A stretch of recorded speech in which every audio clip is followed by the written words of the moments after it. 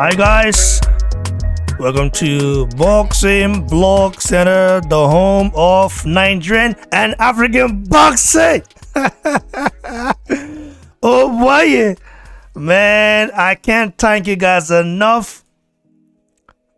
Special shout out to everyone that support this channel right here.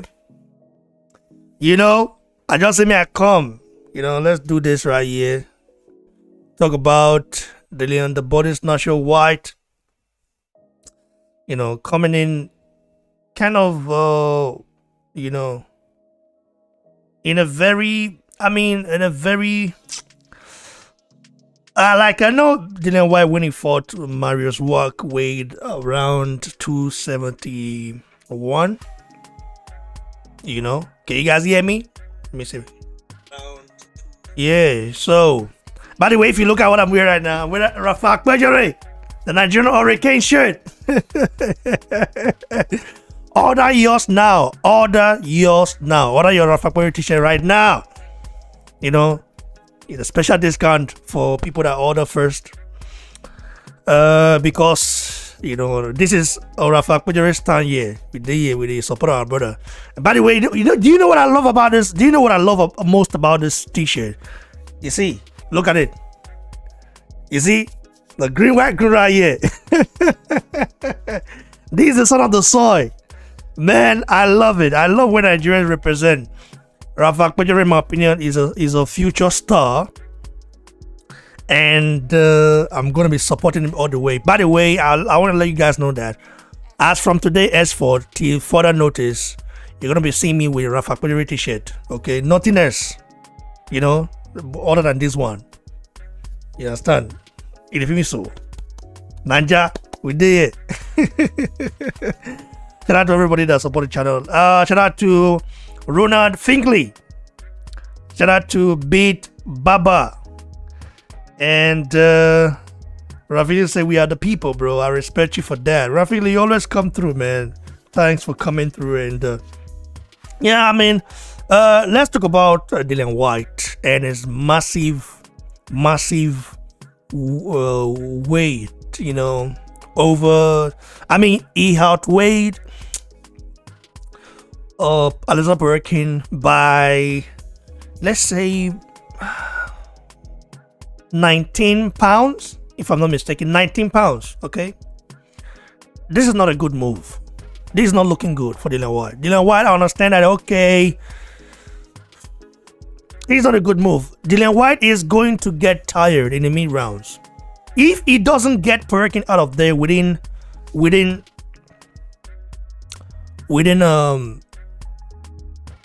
6 rounds. He's going to get brutally knocked out, or you might get brutally not knocked out, but he might get brutally damaged. You know, for those of you guys who just joined right now, shout out to my brother Adewale, get your Rafak Pedigree t-shirt right now, eh? Rafak Pedigree, Nigerian Hurricane, check it out, bro. Nigerian flag, that's what I love most about this. And the design, the back as well. Look at the back, man. You see, Road Warriors, man. I like it, man. I like when people like. Shout out to Akbajere, man. The guys are correct guy. They got correct guy. You know, Rafak Pedigree. Rafak Pedigree time this one, man. You know, support our brother all the way through. And yeah, man, what's up, Joseph Ajayi? Get your Rafak Pedigree t-shirt right now, okay? Get it. By the way, you know, I'm going to call a special guest now. I'm going to call a special guest to discuss this, you know, this fight right here, exclusive. You know, here's the home of Nigerian boxing, so I give you guys exclusive. Okay, so I'm going to call a special guest right now to join us, and after that, I'm going to, of course, get our brother Adewale and the rest of you guys who want to join. So if you want to be part of this show right now, make sure to follow me on Instagram at Boxing Blog Center. Write me on Facebook at Raymond Ogbede. You know, follow me there. Add me there. Make sure you follow me on Instagram, huh? I beg. Yeah, Marvin Lucky says I need one of the tea. Marvin, I beg. What you're gonna do, man? DM me. Follow me on Instagram. DM me there. Let's talk. I'll tell you. I'm here to fix the price for you though, but it's gonna be not expensive for you guys, so you guys can get it. But if you live outside Europe, the shipping cost is gonna be crazy. That's gonna be the main thing. Depends. The shipping cost outside Europe is like crazy, man. But don't worry, man. We'll see what we can do for you guys. So order your Afakbajori t-shirt right now. Nigeria to the world right now. Anyway, let me call our guest. Let me not waste time because we have a lot to talk about. That's why I came in early today to talk about this, and I'm glad that some of you guys are already here to support. And I'm really, really grateful. So let's get to it, guys. No delay. No delay. Let's get to it. Hold on.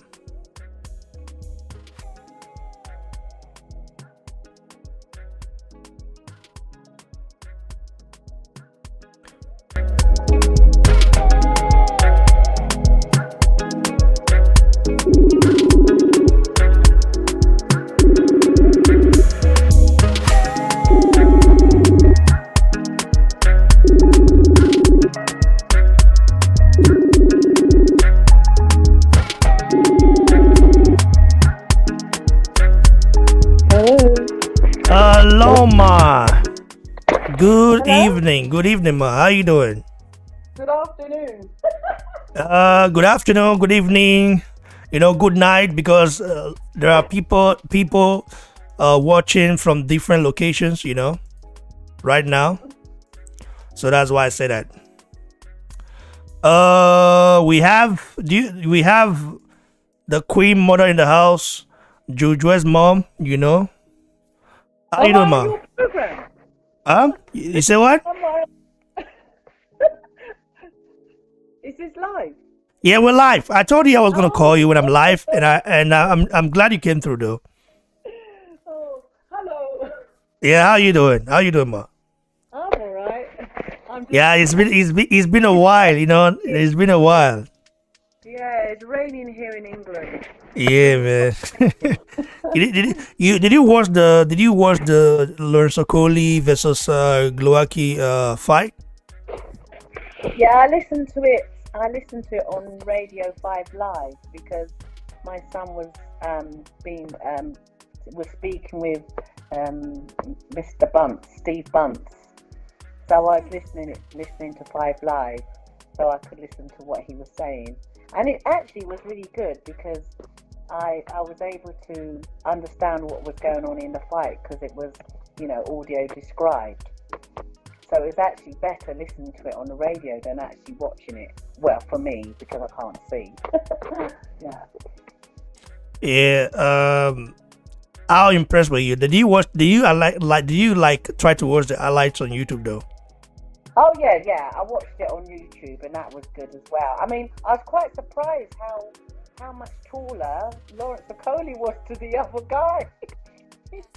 He's like 7 inches taller?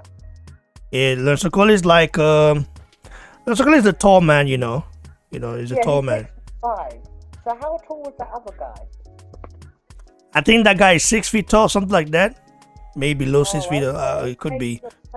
He seems so small. Yeah. I think so. He seems small, but in my opinion, you also know that Usyk is not really a tall guy like that. Usyk is, I think he's 6'3" or 6'4". I don't know. I think he's about 6'3" or 6'4". I know he's not 6 foot. Yeah. He's about 3 inches smaller than my son. Yeah. Joyce is he's a monster. He's a giant. He's a man mountain. Yeah, man. He's a giant, man. Joyce fight. He will be fighting Usyk. How is the Usyk fight playing out, man? The negotiations and everything. Like I heard that. I have no idea what's going on because all I hear is what everyone else hears. You know, you see all this stuff on Twitter and Instagram and things like this, and you know, it's like a game of tennis, isn't it? Backwards and forwards, and that's what it's like with all fights until they decide to tell the public, oh yes, it's on now. You know, a bit like with AJ and Tyson Fury, it's backwards and forwards. Oh, Tyson Fury is not training. Oh, this, that, and the other. So it's the same madness. But Yeah, it is crazy though. It is crazy though. But do you think like Usyk is avoiding the fight or wants to avoid it? Well, I mean, I hear some outlandish money he wants. He wants 93%. You know, 93%. Wow. Wow, that's mad. 93%. He wants that. What's my son to have 7%? What kind of Man, that's crazy. That's not like, man, nobody does that. But you know what that's all about, don't you? It's because he's not having the fight with AJ, so he feels he wants the money he would have had for AJ. That's what I think. But, you know, the governing body has ordered them to fight, so they have to fight. So what can he do? He has to Yeah, for sure, they have to. You know. But, you know, then, you know, what's it? My son put something on his Instagram about him doing WWE or whatever. Yeah, he said he's always wanted to try the WWE. What do you think about that? Do you like it? He'd be quite good at it because he's done all sorts of martial arts and stuff. So yeah, it's fun, you know, a bit like, you know, when Tyson did it, he did it for fun. It's just fun, isn't it? And you get more fans and stuff. Why not? Yeah, sorry to interrupt you. I want to tell the guy, the audience watching, listen. Go order your Rafa Majority t-shirt right here. You see what I'm wearing right now? This is the t-shirt I'm going to be wearing for the next, I don't know, for further notice. I'm supporting our own, you know. Look at it. Ninja. You see the flag here? Green, white, green. We don't carry last, man. We the house. Sorry, man. Have you got a t-shirt on? Yeah, I've got a t-shirt of Rafa Majority, you know. He sent me, you know, some, you know. But it was crazy, though, because the money I used to, like, the money that I had to pay just to claim it was, like, ridiculous, but it's worth it because it's good to support our people, and I'm gonna sell it for our people like in lesser price, you know, so they can have it and support him. By the way, does Joyce have t-shirts? Does he have any, like, is he into like all this kind of stuff or something? Got lots of memorabilia, so they just need to go on his website or whatever, and then they can get all his memorabilia. Oh, okay. He sells like t-shirts and tracksuit trousers, and he does all those, you know, the CBD oils and all that stuff. Okay, that's good. What I like most about this t-shirt right here is the Nigerian flag being in there. That shows pride, man. I like it. I love it. It's the reason why I don't mind buying 100 of this. I don't mind getting 100 of this just for this color right here. I like when fighters represent where they're from. You know, our majority can easily represent America. You know, he's an American citizen as well as he's Nigerian, but he decided to represent Nigeria. That's something a lot of people don't do. You know, so I just wanted to I appreciate a lot him representing this. Now, Usyk. Let's say Usyk is avoiding that fight because he feel like he wants more money. Okay, he feel like he deserves more money. Deserve to him more. If that fight happens, in your opinion, do you think that might play a part in terms of him, like, because it's like, oh, he's saying that he deserved the Joshua fight, but he's yet to prove himself like that, you know? Well, as far as I'm concerned, I don't think he's proved himself in the heavyweight scene yet, you know, because I mean, he was lucky that he got the decision with Derek Chisora, I felt. And I didn't think he was that good with the other person he fought. So, you know, I don't know. I think he's scared to fight my son because he knows he's a different person than what he was when he was in the amateurs. Because when Joby fought him in the amateurs, he hadn't even done boxing for long, and Usyk was already a gold medalist. Plus, he hadn't even fought a southpaw boxer, you know, for for training for the fight. So he was just basically thrown into the deep end. So, and it was a close fight, wasn't it, with Usyk and my son.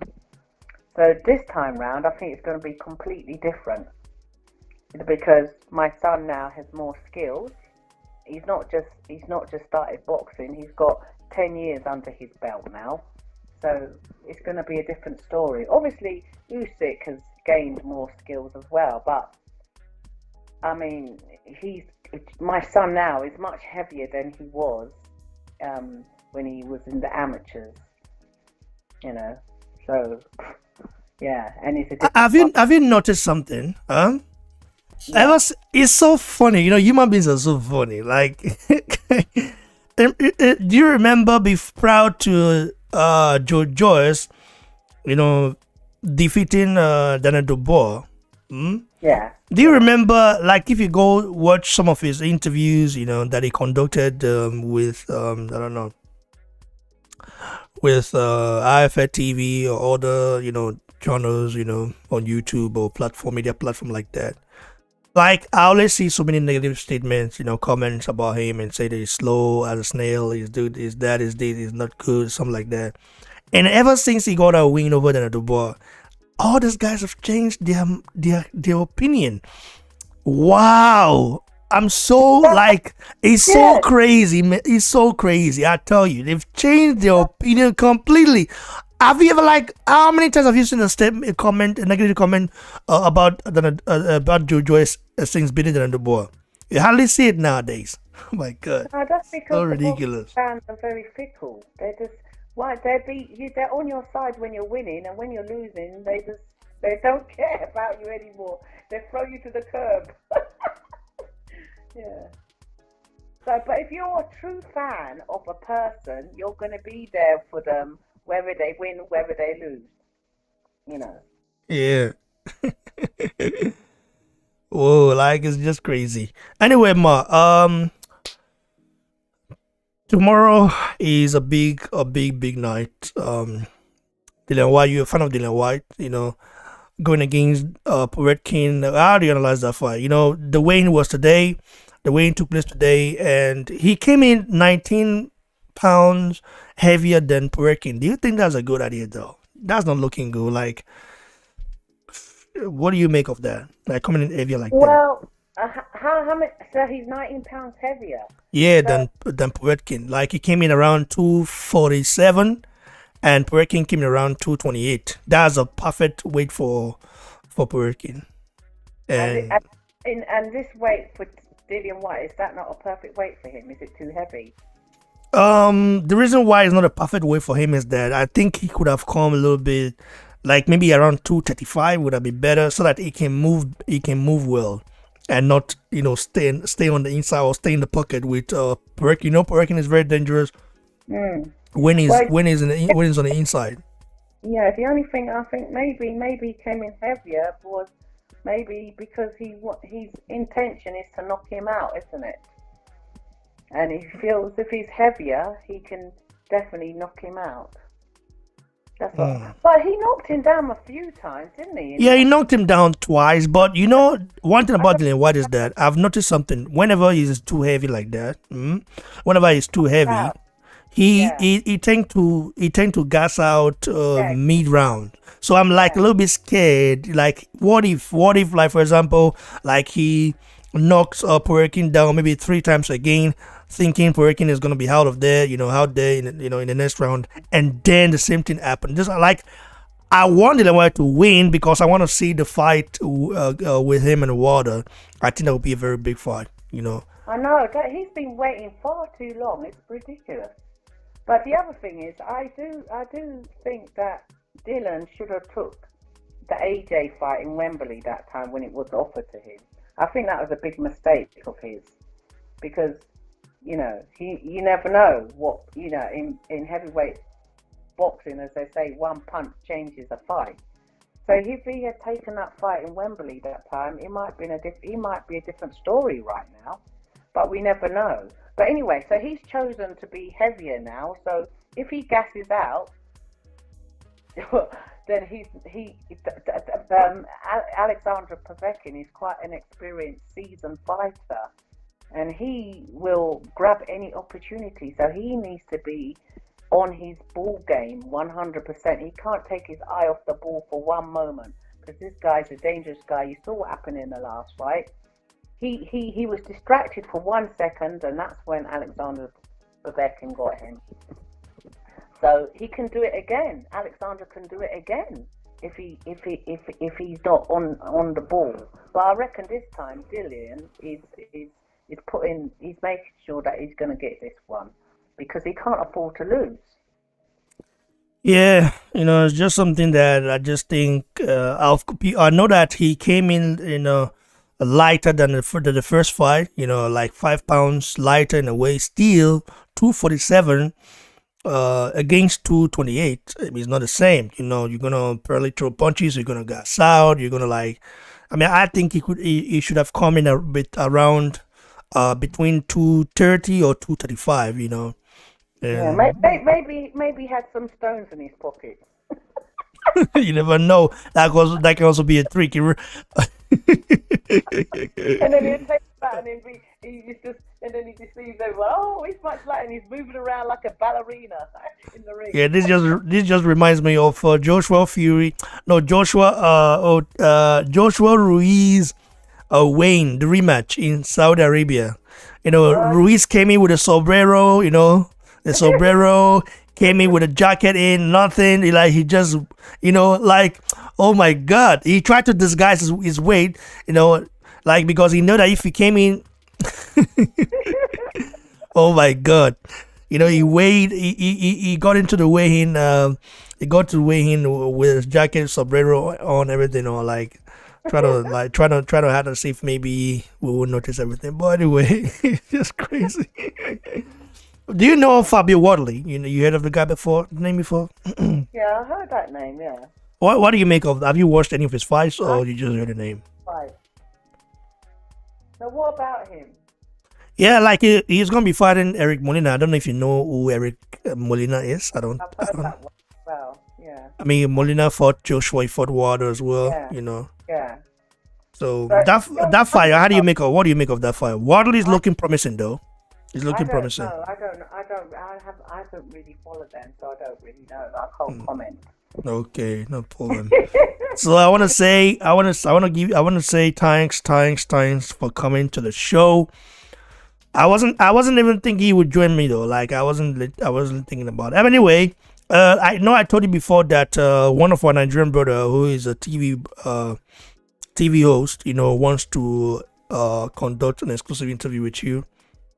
Okay. And his name is Chris Chinedu, and I told him already. He said he already sent you a friend request, on Instagram. Okay. I checked that, yeah. So you should check it out whenever you're available, and yeah.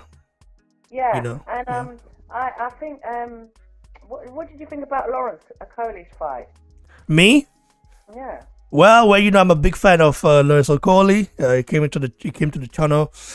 Not only that, he's Nigerian, so I have to support him. That fight, I was surprised though. I was surprised. I was very surprised. I didn't expect Okolie to beat, Glowacki the way he did. I expected him to win. I hoped he wins, but I never thought that he would kind of just outbox him or win all the rounds, because Glowacki has been boxing since he was a baby, Yeah. So he, experience wise, he's very much ahead of Lawrence Okolie. Yeah. So I favored Okolie to win because I'm a Nigerian and I support Nigerian fighters, and I hoped that he got the win. But I wasn't thinking he would get the win in that manner. It was so amazing to see him, I think box clean. He's got a great coach in Shane McGuigan. Shane McGuigan is a brilliant coach, and I think he'll bring the best out of Lawrence Okolie, and he obviously is. So I think his new trainer, Shane McGrindon, is brilliant for him. You know, some people, they work really well together, you know, and I think he's a great coach for him. You know, i.e. Ishmael Salis is a great coach for Joby, you know, for my son, Joyce. So I think certain coaches and boxers bring the best out of each other. Is Joyce thinking of leaving Ismail Salas or something like that? Like, since they're not in the same location, and you know, and so on. I don't think he's gonna leave him. No, I think when he has the either Ishmael will come over here or he'll go over there and train. You know, I don't know, but I mean, the good thing about technology, you can just, you know, you don't have to be in the same country, do you, these days? You just can go on FaceTime. Give me instructions from FaceTime. I mean, that's what he was doing when he was here in England. He was FaceTiming his other boxers in the States and giving them instructions. So, vice versa. And that's the good thing about technology. Make the most of it. Yeah, that's the truth. You know, that's true. And because they've already got a rapport and they understand each other, you know, he can just say 2 words to Joby and Joby understands exactly what he needs to do. Do you see what I'm saying? So,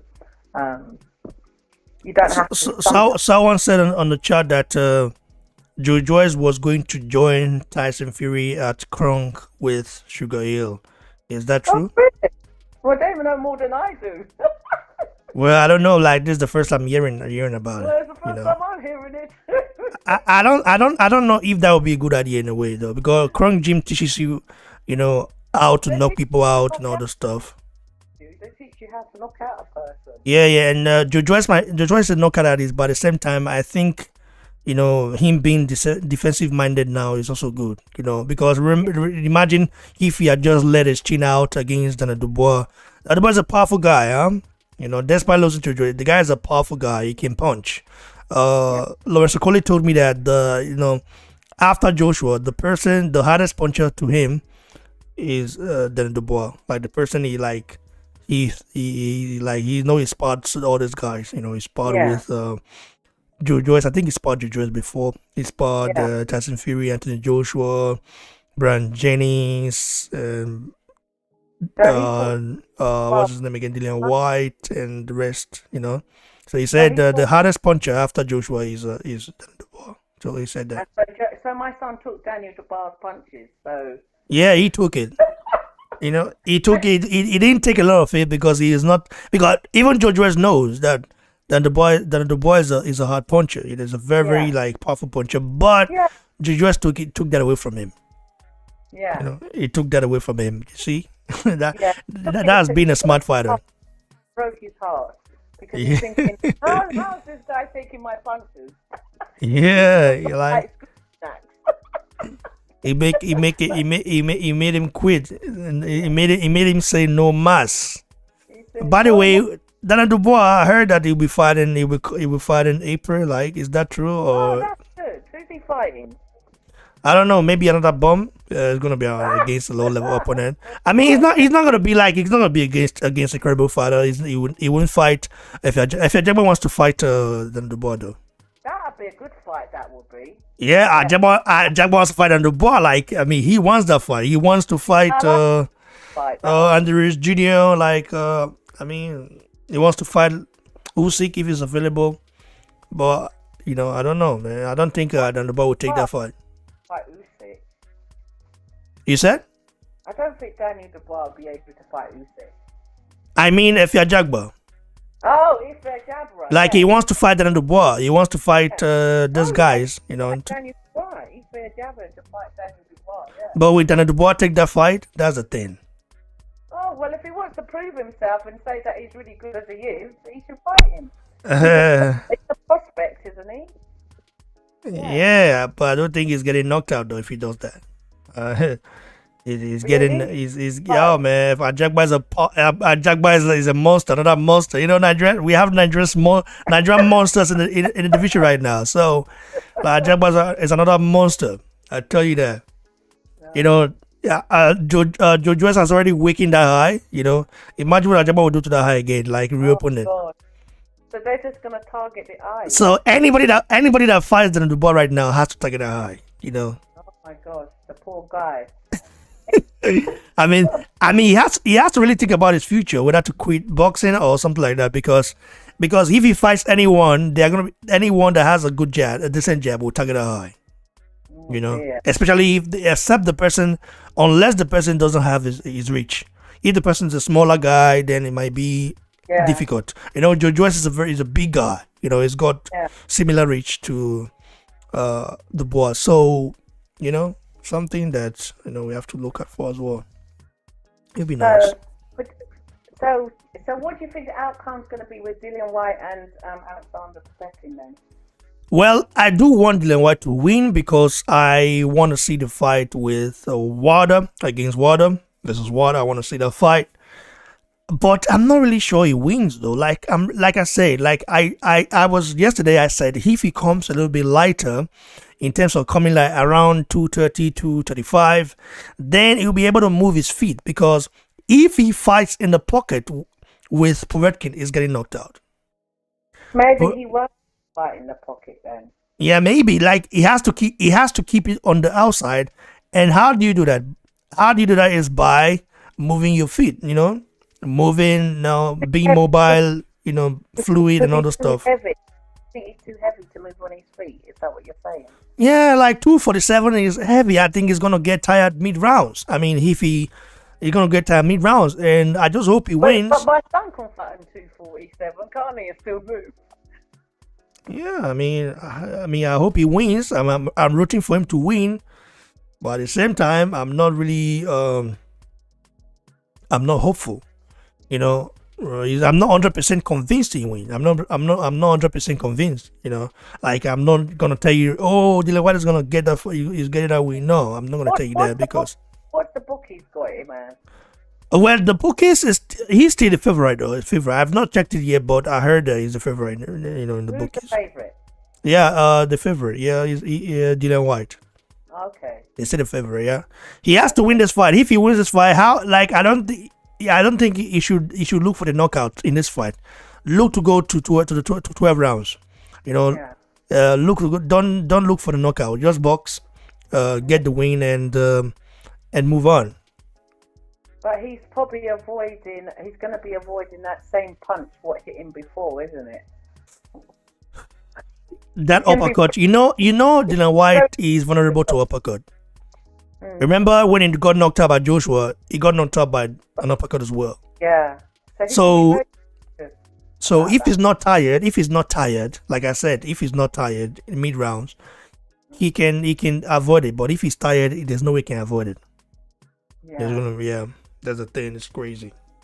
Well, let's just hope. I mean, he's been training in this place for a while now. So think about Alexander Povetkin. He's just got over COVID, and he's flown over. So he's probably a bit jet lagged, probably. So Dillian Whyte, it's more of a favour for him because it's been postponed now 3 times, hasn't it? This fight. So now he's got more time to recover from his knockout, because obviously he must have. And when you get knocked out like that, obviously it takes a while to recover from it, doesn't it? So he's had that time now to recover from it. So hopefully he'll be able to perform his best. And he's been in a wonderful hot climate as well. So, yeah. And he's in good spirits. So hopefully he will get the win. But he can't take the eye off the ball for one moment, not with this dangerous boxer, Alexander Povetkin. Yeah, Povetkin is a guru. Yeah, he's a boxing guru. You can't take the eye off the ball. You got to watch him like a hawk. That's a fact. I mean, I'm rooting for him to win, and I'm rooting for him. Tomorrow, I'm gonna be covering it. I'm gonna be going live for the fight, and. Out of interest, what happened to the B sample for Dillian Whyte? What happened to that B sample? The B sample has not been talked about for a very long time. You remember that? I remember. So you remember the B sample? Yeah, I remember everything about I that. forgot about it. I just forgot about it for a second. Oh my god! Like, I mean, I don't know what happened to the B sample. I don't know what happened to it. Probably. I mean, he's we at the end, right? Like, I don't know, man. Boxing politics or something like that. We need to see it, though. That's interesting. If nothing's ever been mentioned again, it's just pushed under the carpet. I'm Yeah, I surprised. don't know. Like, it's boxing for you. Although, like, I just don't know. Do you guys have any question for the Queen Mother right here, Jojo's mom? Do you guys have any question right now?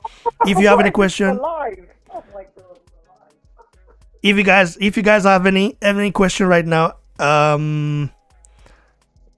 let me know so I can ask her. You say you forgot we're live. Yeah.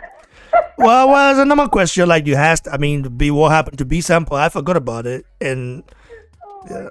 I don't know what happened as well. Has everyone else forgotten about the B sample? Yeah, everybody forgot about it. But do you think the B sample came negative or positive? I mean, maybe it's negative because if it came out positive, probably like a big media like a big media journalist probably would have gotten answer on it already or know about it. You know. Maybe they've lost the sample. So, yeah, any of you guys have a question for Jojo's the Queen Mother, Jojo's mom right here, the Queen Mother, before we vermouth, we let her go. If you have a question right now, just let me know on the live chat right now. We're live. Zaddy fella says, Mama Joyce is so knowledgeable about the sport. I love analysis of the fight. Oh, thank you. And Ali Lewis says, Mama, how is your family doing? Yes, we're fine. We're surviving this madness. And Director Brave Idea says, why was Jojo shouting things against AJ few weeks after JJ won his match with Dubois, saying AJ would lose to Fury? I mean, it's just his opinion. It's Sparkboard, guys. I don't know. What do you make of that, Ma? I don't know. I mean, it depends who's interviewing you, isn't it? Yeah, I don't know. Like, he just gave his opinion. He's Sparkboard, guys. Yeah. It's not like he's not shouting anything against. He's not against Anthony Joshua. So Maybe, maybe he'd prefer to fight Fury than AJ. Who knows? Or maybe he prefers to fight AJ. yeah, Joshua would prefer to fight AJ than Fury though because of the money. Like fighting Joshua. You know how much that gets you. In fact, I don't even know if Fury will fight Joshua. I don't even know. I don't think he would want to fight him because his dad says that Joby's the toughest boxer he knows. Wow, Joshua. You saying that Fury's dad said that? Yeah. Wow, He's even YouTube out there. wow, the toughest boxer. Yeah. That's big coming from John Fury. Yeah. That shows that he believes in Joe Joyce. I mean, there are some things that we like. A lot of people don't know about Joe Joyce. Like there are some things they don't know about the guy. Some things that we like. A lot of people from the outside look at Joe Joyce as just, a boxer, a normal boxer, an average boxer. But the boxing people say that Joe Joyce is a monster. And I myself, I know Joe is a monster because I've spoken with people that know Joe Joyce, that spar with him. Like they all say that guy is a terror in the ring, Yeah, they all say, and you see with the last fight with him and Daniel Dubois, you see when David Haye came out and he said, yes, Joe Joyce will win this fight. Nobody wanted to believe David Haye because he always gets it wrong, and he said, no, I haven't got it wrong on this one, I know. Yeah.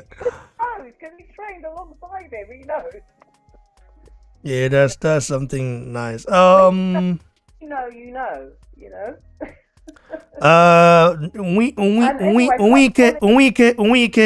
Winke Ejiofor say it says did Winke Ejiofor says Did Joyce eat Nigerian food growing up? Of course. His mom is Nigerian. What do you think? That's a funny question to ask. Yeah, I know, but you have to understand that they have to ask because some of these keys, like in the Western world, they do forget about their heritage at some point. So Even Joby can break a chicken's neck and cook it. you can you hear them. So Joyce, if he break chicken neck and cook it like we do it for Nigeria, other kind that style. So and chop it with the axe. don't let media fool you. Don't let media fool you. It can chop the firewood, Wow, it can fetch a firewood and chop it. Yeah, make fires, everything. Wow, that's interesting. I mean, it's not yet so. Not the European way, huh? The European way is different. Where they use all those machines and all this stuff to get it done. The dress can still do it the African way. Yeah. So that's something I must tell you. But coming back to Dillian Whyte, I hope he wins because you know what? I've watched this guy's career and it hasn't been easy for him at all. Hasn't been easy at all. And he like my son has gone down a path which is zigzag. It's not so easy and straightforward like some other boxers. So I hope that he will win this fight because he's dealt with so many obstacles, in his personal life as well as his professional life. Sometimes I feel, some boxers need to win, because of the road they've been down. It's been so hard, Yeah, man. And I think with this camp, he feels really happy. He's in the sunshine. He's been eating all the nutritional food what he's needed to eat. So he's in the best place. So God willing, he'll win this fight because I think he deserves it. He knows he could have won the last fight, but because he took his eye off the ball for one moment, he lost it. And that's why you can't take the eye off the ball, especially when you're dealing with heavyweights. You take one blink, you showboat, you take your eye off the ball for one moment, boom, the punch comes, you're knocked out. Yeah. So you need to be always on it. It's like a game of chess, you have to be 3 steps ahead. You can't be, That is true, ma. Anyway, you have like 2 questions more before we let you go. Oh, sorry. Adewale says, Airports thank her for sharing her wisdom with us. Greetings to her.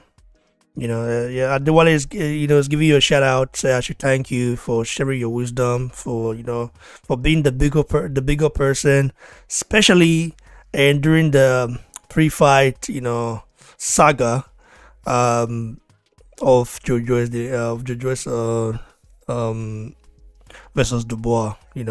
So yeah. he was very, very patient, and like they say, who laugh last laughs best. So yeah, that does I grew up hearing that. My dad say that. So who laugh last laugh best. Raymond, I laugh in Benin.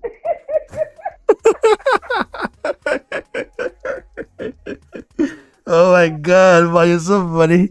You know about Benin? Yeah, I know about Benin. I didn't know that. I didn't know about that. I mean, you're Nigerian. I know you're Nigerian, but like some people after they get to you, like when they if they're in Europe, like they become different person after many years, So just like they forget about where they're from. So it's nice that you're still very much attached to Nigeria, and yeah, I'm from Benin City. I was born there, It's so beautiful. Is that? The history is so powerful and beautiful. It is like we're stripped of our history by the British Empire, so it is what it is.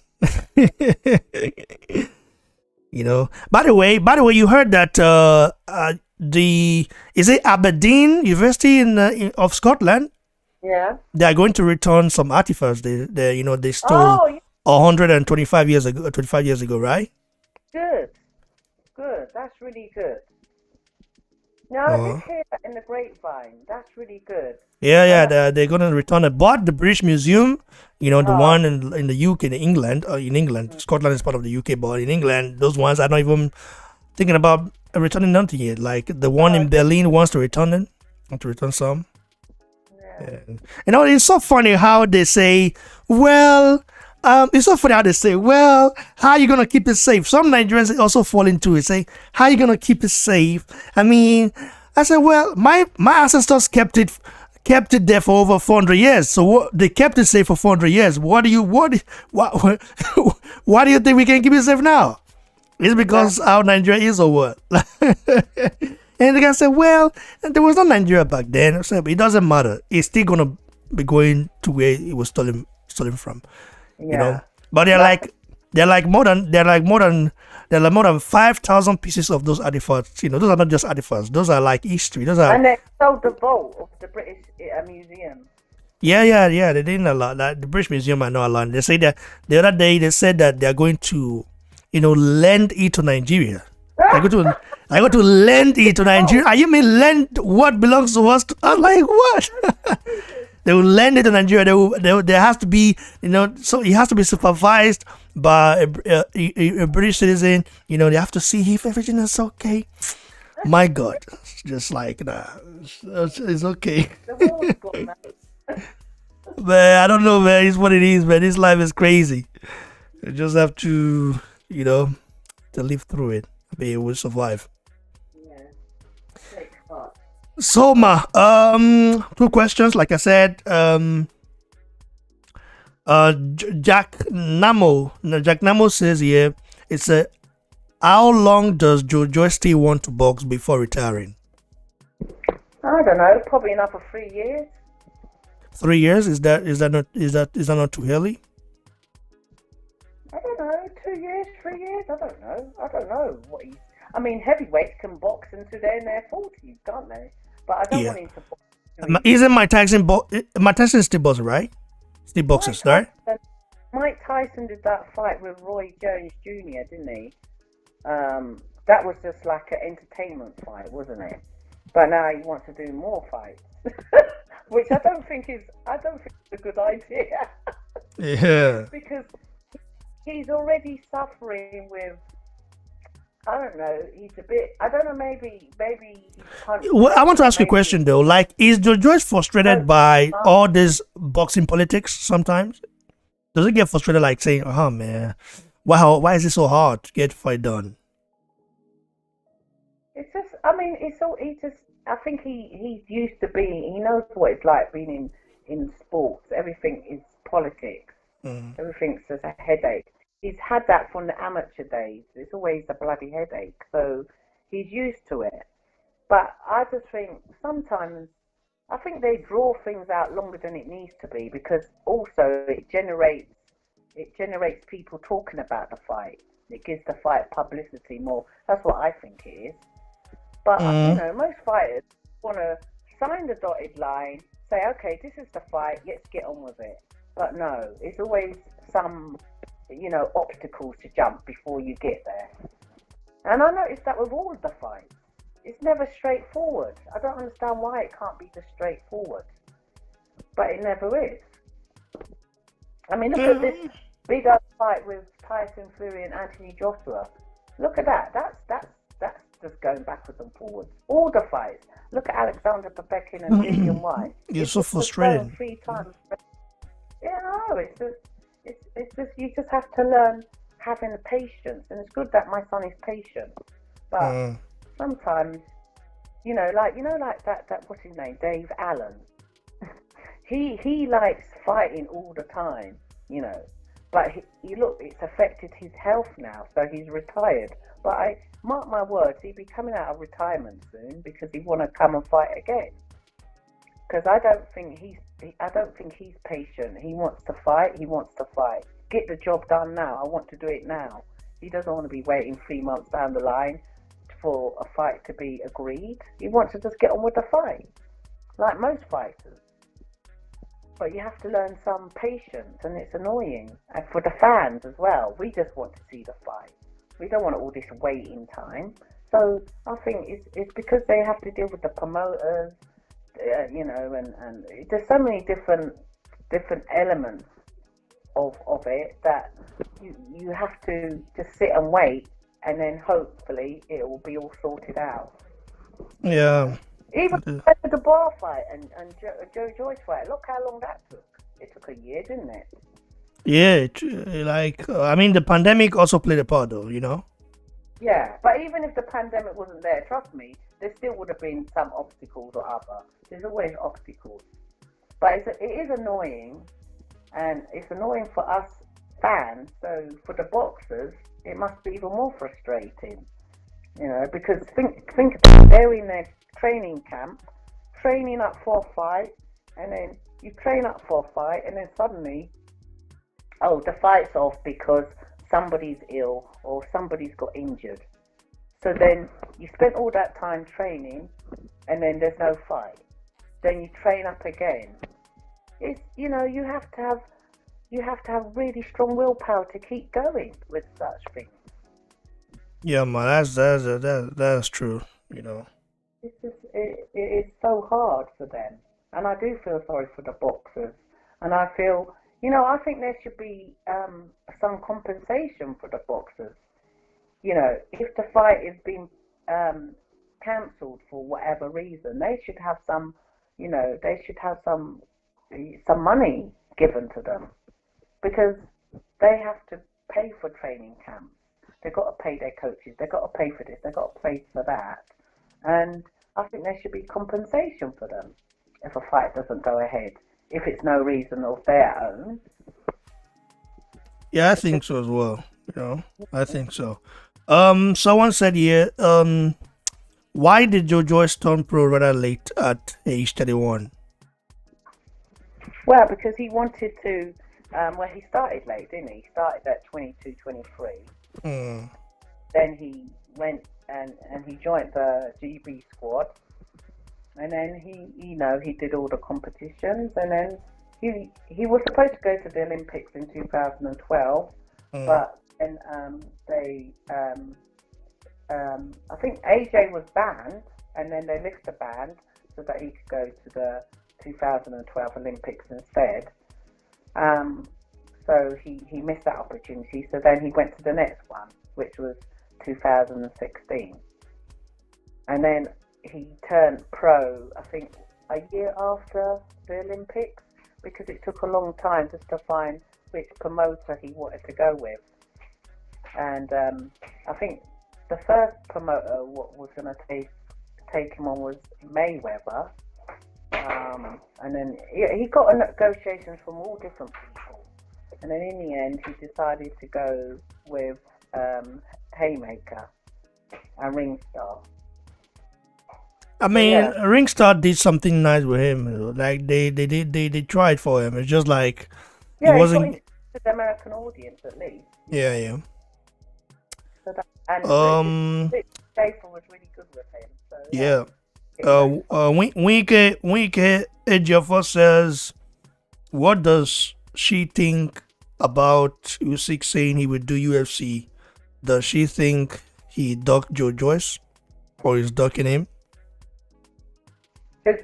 What did they think that Joby is for ducking Usyk? No, like he's saying that Usyk came out recently saying that Joyce is not like, he's got so many options. He's been approached by Dillian, what's his name again? Dillian Whyte, the president or CEO of UFC, something like that. So he's saying, like, listen, he's got options. He can do UFC, he can go to UFC, do MMA, and he's been offered a lot of money and something like that.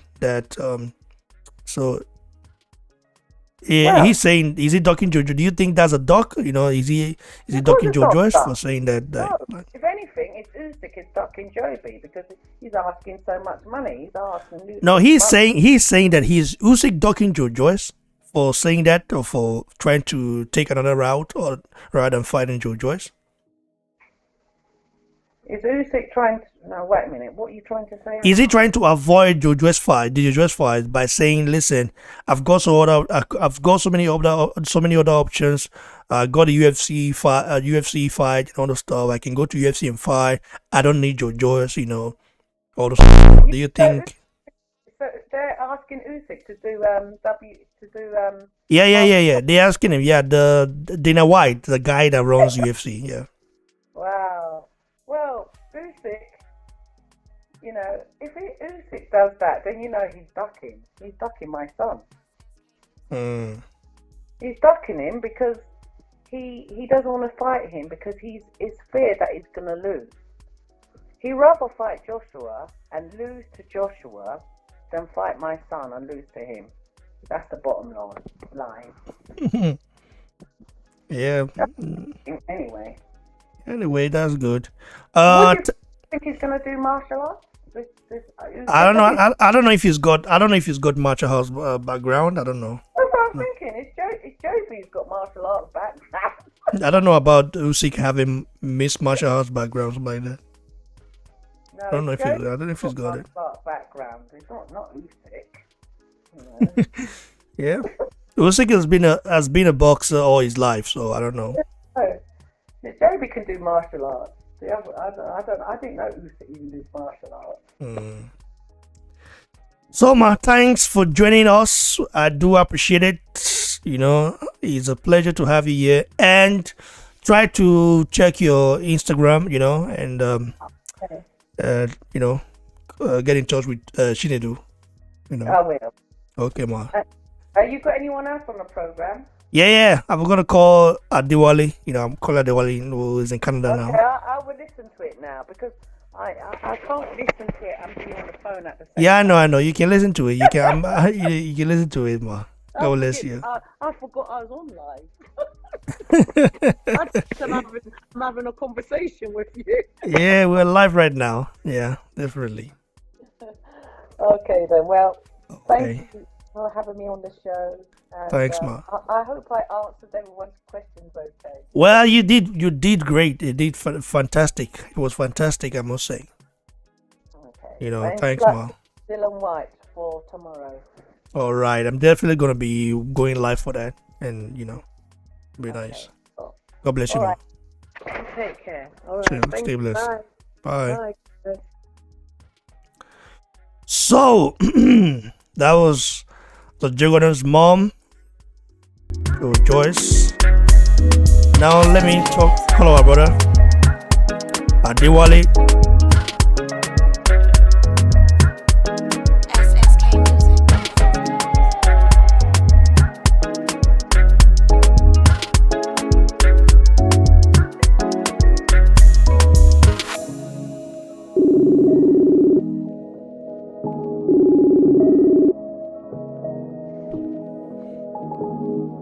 Hello, my brother.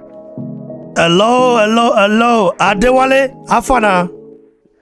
I did, Baba. I full ground, man. I was like, why did you phone this on my for your side? I don't know why be like that stuff. Yesterday it be good. Make I come out and for Bluetooth. I beg, come out and I beg. Come out for Bluetooth. I beg. Thank you. Hello? Alpha, is it better now? Yeah, better, bro. Better for sure. Better. And that's so, brother. You're too much. So, man, how you doing, bro? Man, I'm good, man. Just another day. Thank God it's Friday, Happy. Me too, bro. Me too, bro. Tomorrow is the fight, okay? What do you make of Dillian Whyte coming in 19 pounds heavier than Alexander Povetkin? Like I said yesterday, that if this guy comes, around 240 or 245, there's gonna be problems. You know what I mean? Yeah. He might get tired mid rounds. We know Povetkin can be dropped many times and still get back up. This guy's used to it. So 19 pounds. Oh boy, how you see it now? You know what? I don't know if Dillian. I have not really kept an eye on his weight in the last 10 fights, I would say, or in the last 8 fights. But I remember that in the Marius Wack fight, he looked very fat, okay, and he did not look good in the ring. But then this 247 pounds that he came in yesterday, if he's comfortable, if that is his optimal weight, then it wouldn't be a problem. You know what? I want to do a quick research, find out what he came in against Joseph Parker, because in the Parker fight, he gassed out in the end. Right? You want me to do? You want me to do it? You want me to do a quick research on that or what? Yes, please. Okay, you can. They talk now. You continue. Continue to. Okay. Let me go through it. Okay. So I'm just gonna say, if he's comfortable in that weight, then it's not a problem. Because if he comes in much lighter, like 235, 230, then that might be him coming in drained, and he doesn't want to come in drained in the biggest fight of his career, the biggest fight of his career, right? Because this fight is one of the biggest fights of his career. If he loses, man, it's going to be difficult to climb back up to the top. So I would say I'm not going to criticize that weight too much, because I've seen him come in at worse weight, especially in the Marius Wack fight. But I would like to know what he came in against Joseph Parker and Oscar Rivas. Then I can easily gauge and come to a conclusion if 247 pounds is good. He came in around 18 stone, 6 pounds. 18.6. Yeah. 18 stone 6 pounds is. That should be too. I don't calculate stone for that size. Me, I don't even know. Okay, no. 18 pounds is 18 stone. 18 stone 6 is 258 pounds. Okay, okay. Why do you guys always use stone in the UK rather than kg or pounds? I don't know. They are just weird in the UK. They just like to make life difficult. I mean, you're not in the UK though. Sorry. Yeah, they like to make life difficult. So I remember the first time I heard 18 stone. Like, what the hell? What is that? Like, so I had to even Google it to see. Oh, this is what they weigh. Like, this is how they measure weights in the UK. 18 stones, 12 stones, 11 stones, 17 stones. My, I'm smart, You want to pass your weight. So wait, what did he come in against Oscar Rivas? Oscar Rivas, make a check and they talk a big. Okay, 258 against Joseph Parker, he gassed out. 271 against Marius Wack, he looked like trash. Hey, pardon me, man. I use very strong words. So anybody that gets offended, I beg, not to use that strong word like that because of the YouTube policies. You understand? Not to use that too much. I said trash, but trash no be curse word. Okay. Yeah. So just looking at the guy's career, he fought against Lucas Brown. That fight, Lucas came in out of shape in that fight today. So I'm not really gonna count that one. Joseph Parker, he gassed out against Joseph Parker. Derek Chisora, the second fight, he fought very, very well. I think the weight that he came in against Derek Chisora the second time is his optimal weight, because he was going the full distance, not gassing out, not showing any signs of weakness, and he was still able to, perform optimally, I would say. So the weight that he came in against Derek Chisora the second time, if it's around 247 pounds, then I don't think anybody should have any concern about him coming in at 247 against Povetkin the second time. Even though I am rooting for Povetkin, I want Povetkin to knock him out again.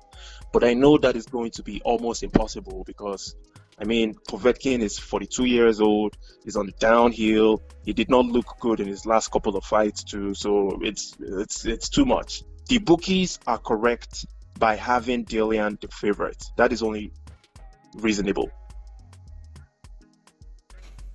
Very interesting.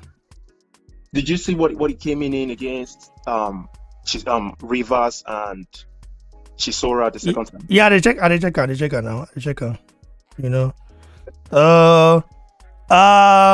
He came in around 254 pounds. 254 pounds. Okay. Against Rivers. 254 against Rivers. What about Chisora? Second time. We'll check him again.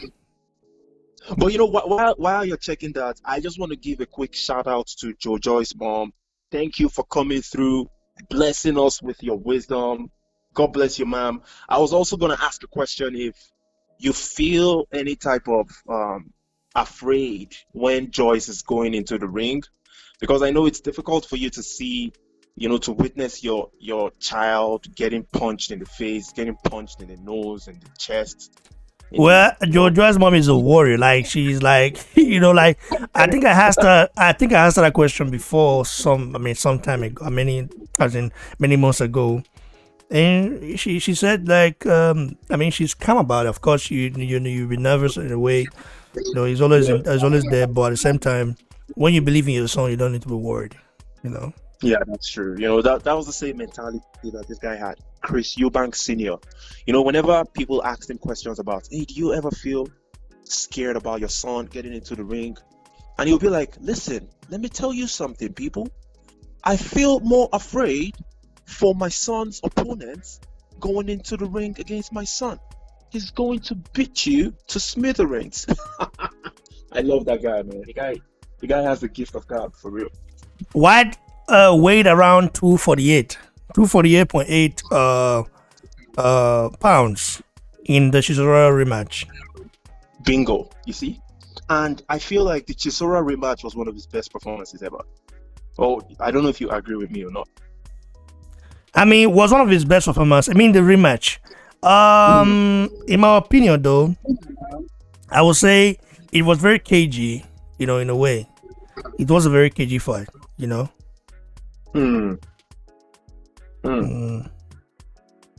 But he was patient.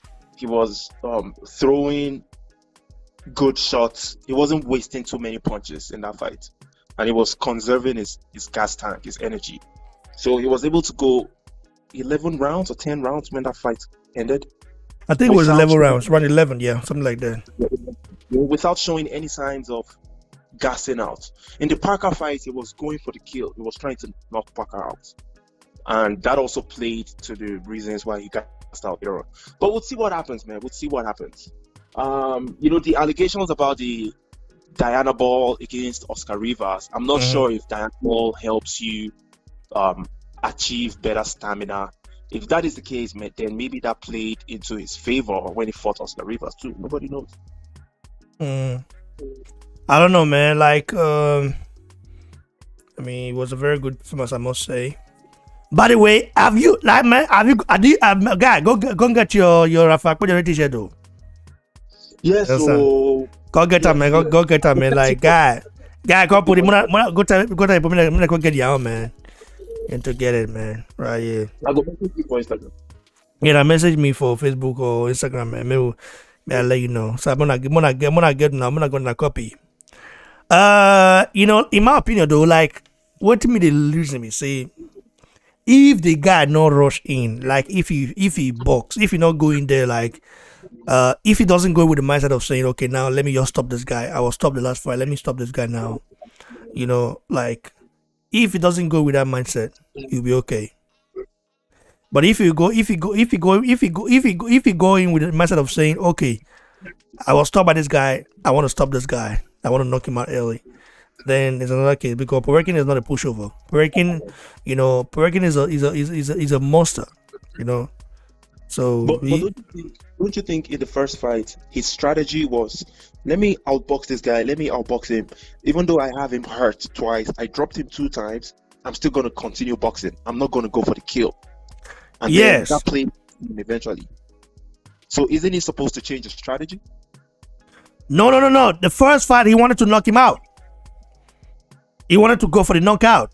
Because after he dropped the first fight, he had no plans of knocking Povetkin out in the first 2 rounds. Okay, but after he dropped Povetkin twice, it's like, whoa! So this guy's need to drop 9. Let me just knock him out. Remember, Povetkin came had a very interesting fight with against Oscar Rivers. No, Oscar Rivers against Michael Hunter. Sorry, I said Oscar Rivers against Michael Hunter. When of course he got dropped. Povetkin can be dropped. This guy's on a Povetkin has been dropped like countless times. He's been dropped countless times, okay, by opponents. But he's never been knocked out until he wasn't he had never been knocked out until he met Anthony Joshua. Even in the Klitschko fight, he was dropped so many times and still got back up. So these guys, I think if you're going with the mindset of saying, oh, I want to knock this guy out now, now try your luck. We'll see what happens, man. I just feel like right now that Povetkin is at the downward trajectory of his career. 42 years old, he has been dropped too many times. His chin is weak. His chin is diminished at this point in his career. So I won't be surprised if he gets knocked out by Dillian. I'm not going to be surprised at all. Besides, Dillian already proved that he can knock him out by dropping him twice in the last fight. But then he got careless. He got caught. I wouldn't say he got careless. I would just say he's not as good. He's not an elite defensive fighter. So he got caught with that uppercut. That was well timed. That was no lucky punch. Anybody that calls that a lucky punch is just a hater. Povetkin set up that uppercut and knocked him out clean. So we have to give Povetkin all the respect and credit. But at the same time, it's still an uphill battle for him to repeat what he did. But I hope he does. I hope Povetkin knocks out Dillian Whyte. That's what I'm standing for. I hope he does, man. Like, just hold on though. Make I see if I had our other brother for the show. Okay. Just hold on. Not come out to.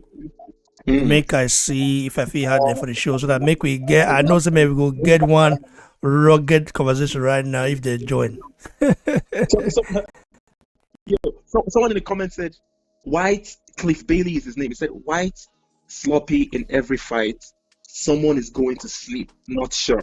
That is a funny comment, man, because let's keep it real, man. Dillian Whyte gets dropped in almost every fight.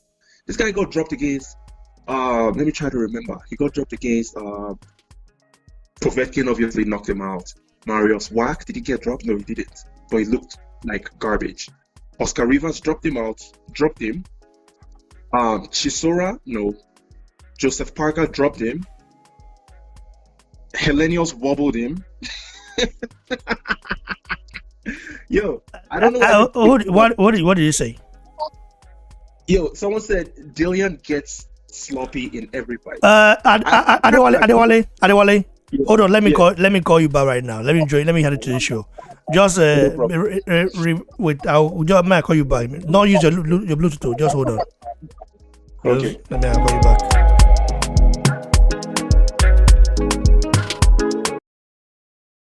Yeah.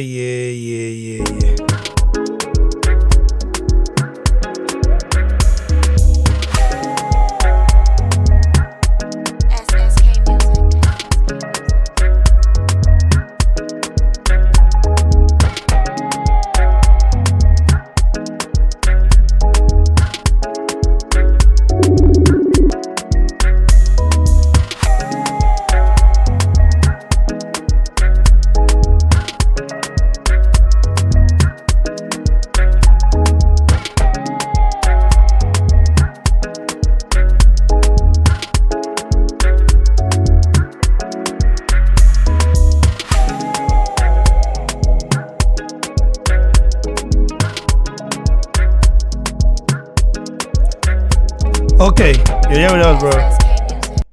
Hello. You there now, Rabbi? Hello, you there, bro?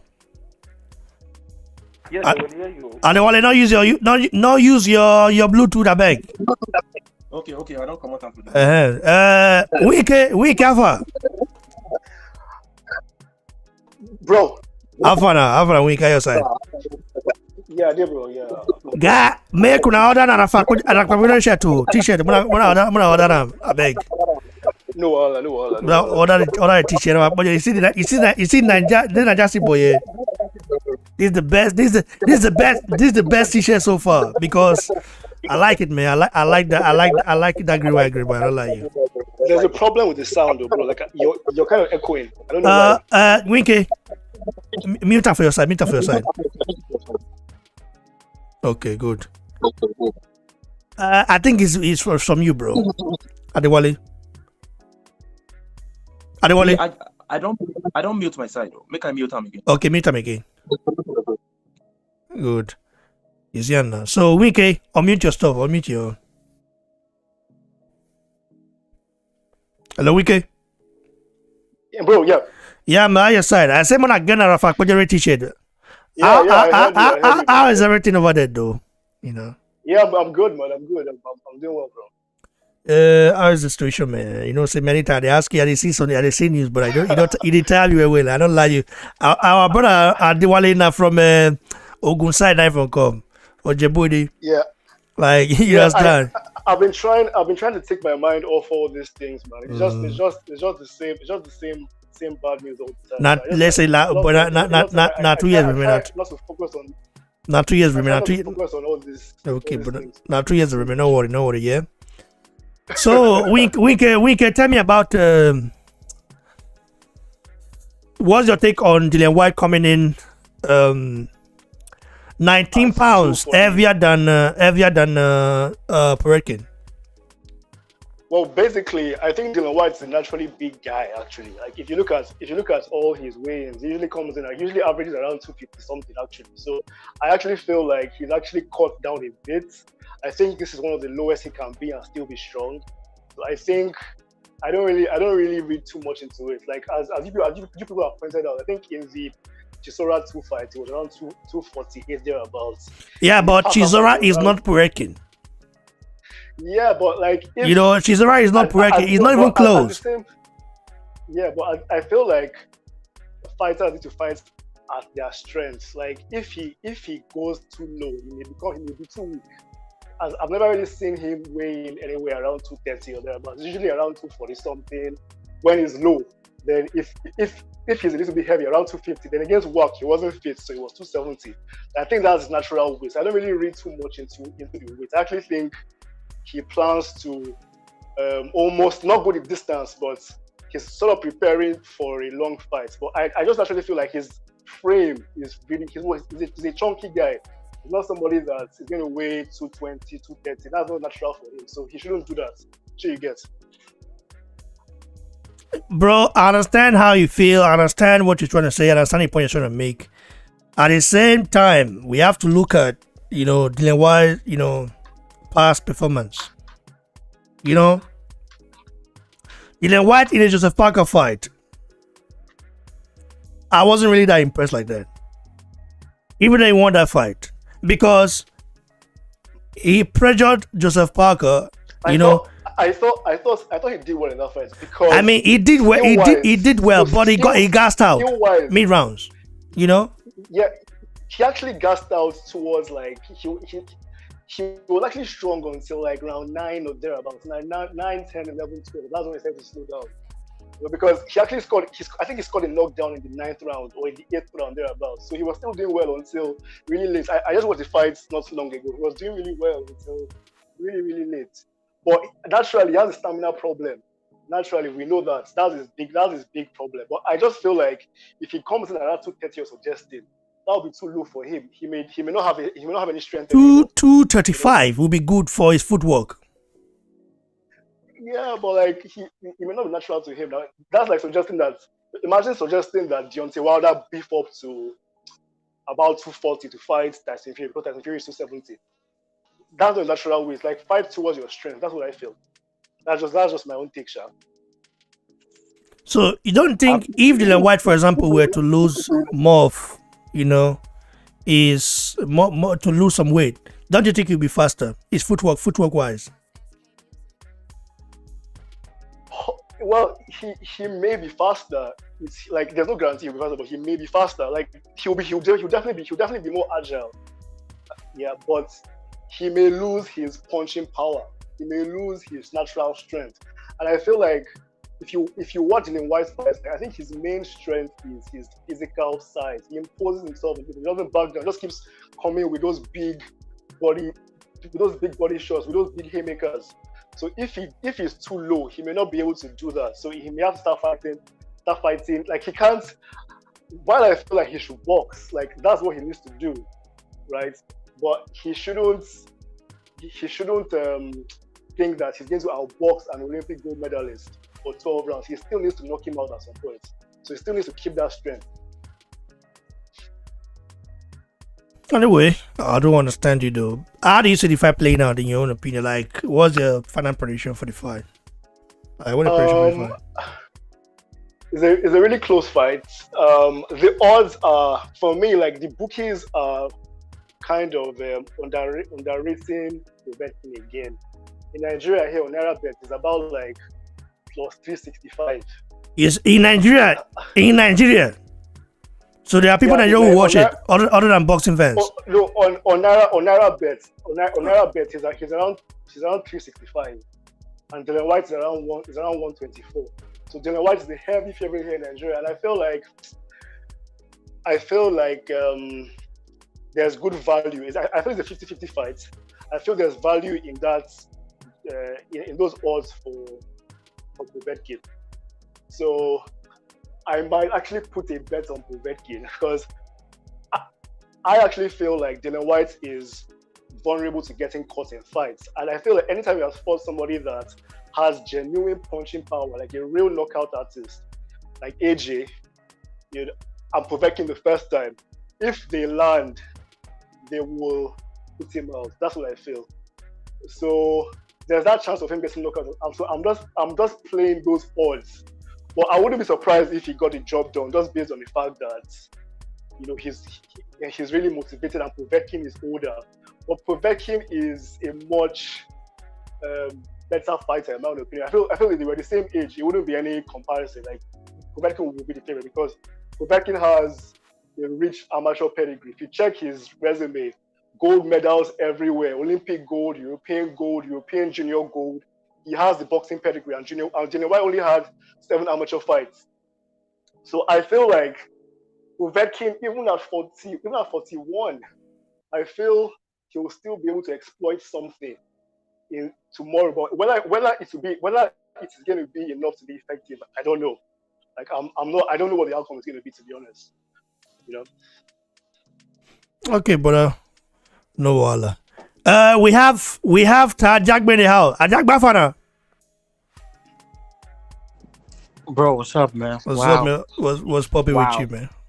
Good, man. Bro, 71. get your Rafa Pojo t-shirt, brother.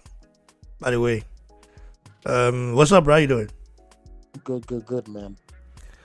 What's popping with you, man? Like it's been a while, bro. So, what do you make of this weight advantage? I mean, he's got an advantage. He's the bigger man, we know, but 19 pounds. Like, is that like that's not looking good in a way? What do you make of it, bro? Okay, wow. So wait, did he gain weight or he No, lost he weight? came lighter than the first fight. Of course, we know that. You know, he's lighter than the first fight. He lost. I mean, he lost like 5 pounds or so. Mm-hmm. You know, yeah, it's 5 pounds lighter than their first fight. You know, so, but still, working. I told some of our brothers. I told them. I said he should have at least come in around 235. You know, just to box Povetkin, like box him, don't let Povetkin get on the inside, something like that. You know, and I mean, people are saying, well, he's his natural weight and all this. I understand. What do you make of it, though? You see, Dillian Whyte seems like he's been fighting with his weight class. Remember, I said that since for a while now. He didn't know his true weight because that's what That's what gets him tired after like 5 or even the 4th round. He gets extremely tired. But it's impressive that he came in lighter because which means it tells me he's gonna box Povetkin, and he's gonna look to knock him out in the later round. Until Povetkin gets tired, and that's when he's gonna put it on him. I believe our brother said this from last week. What's his name? I forgot his name. Is it Rob? No, it wasn't Rob. It was the guy before Rob. Ibrahim? No, was it Ibrahim? It might have been Ibrahim. It was me, him, and you talking. Is it my Ojo? Yeah. Yeah, it was him. He said that, if my memory serves correctly, Dillian Whyte is going to box Povetkin and then try to knock him out later on. It's looking more and more like it. Dillian Whyte, hopefully, he moves around the ring because it'll be his best shot instead of staying and letting Povetkin try to set up traps for him. So him coming in that way, shows that he's ready. He's more serious about his weight now. And I do believe he's going to box Povetkin because, you know what they say, when they're not ready to go, these someone like Povetkin and someone of his background pedigree, someone of his ring IQ, you knock him down, he's gonna get up and he's still gonna find a way to stay in the fight. So you gotta really be careful with him. So when you knock him out, doesn't mean he's ready to go. Much like what Anthony Joshua has been saying. So if he knocks him down, that means you're gonna have to continue boxing him. You're gonna have to gauge him. You're gonna have to feel for him. So when it's time to knock him out, you'll know, because you'll be gasping for air. You won't be able to stand in there with Dillian Whyte. But it's impressive though. I'm very impressed with Dillian Whyte. Well, I've said it. If Dillian Whyte comes in too heavy, he's gonna have problems. He knew his weight was a big problem. All that weight doesn't guarantee you a knockout, or doesn't guarantee you're gonna be the best guy in there. No, all that weight could be a big, massive problem for you. So he fixed it, and now he seems like he's gonna box. When some of these guys come in heavy and against other opponent, that means they're really looking to land massive shots on the opponents. So I'm very impressed, and I believe Dillian Whyte is gonna get it done. He's gonna get it done late round, maybe like around in the 11th round, and probably just knock Povetkin in a very nasty way. That would be scary, much like the way he did to this guy, Lucas. Do you know that Povetkin has only been knocked out by one person? Yeah. And do you know that person we're talking about is Anthony Joshua? Yeah. So why do people always talk about people knocking out Povetkin, like he's gonna knock out Povetkin? Like Povetkin you can knock Povetkin down many times. You have to keep him down, and nobody has been able to do that other than Anthony Joshua. But I just want Dillian Whyte to just win this fight, box and win this fight. In my opinion. You might be right. For him to just box and win this fight, but it's something. It's like, is this Dillian Whyte's way he fights? Everyone knows Dillian Whyte loves to get in a good scrap. So I still don't believe Dillian Whyte's going to be gun shy in this fight. I personally believe, he's going to be smart. I personally believe he watched the Anthony Joshua fight and the Michael Hunter fight and realized Povetkin is not going to easily be he's not going to easily be taken out. He'll set traps, and he probably worked on setting more traps for Dillian Whyte right now. But I think Dillian Whyte probably improved tremendously from his camp, and I personally believe Dillian Whyte is going to probably take him to the 11th and knock him out. Somewhere around there, and just knock him out heavily like he did Lucas Brown when he gets tired. You know, and hopefully Dillian Whyte stays away from any uppercuts, because I believe the uppercut are one of his weaknesses in boxing. By the way, breaking news. Jared Anderson. He's gonna be featured on the undercard. You know, in the same card with Efia Jagba. You know, we don't know who's gonna be fighting next. You know, his last fight was against brother Kingsley eBay, whom he knocked out cold in the 6th round. You know, what do you make of this guy Anderson and his activity? Like he's very active now. Like they're keeping him active. What do you make of it, bro? The guy showed true potential. So the guy showed true potential. So it goes to show that, you know, they're trying to keep him extremely busy. You know, they don't want him to get rusty or anything like that. So I believe, you know, they're interested in it. Might even go show, like, you know, they want a good stable fighter in their corner.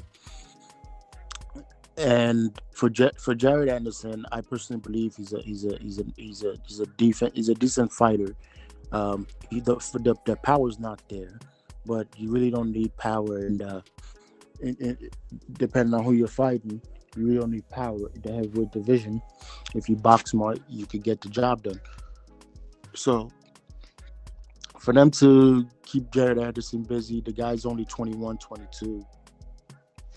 I think he's gonna be a good up and coming superstar. You know, hopefully we get to see him or Efia Jagba fight, because there's stories of them sparring. Haven't you seen the recent spar? Yes, I saw it. I saw little clips of it. Ajagba. Listen, have you guys seen Ajagba recent spar though? Like, he's been sparring some light guys, you know, and some heavy guys as well.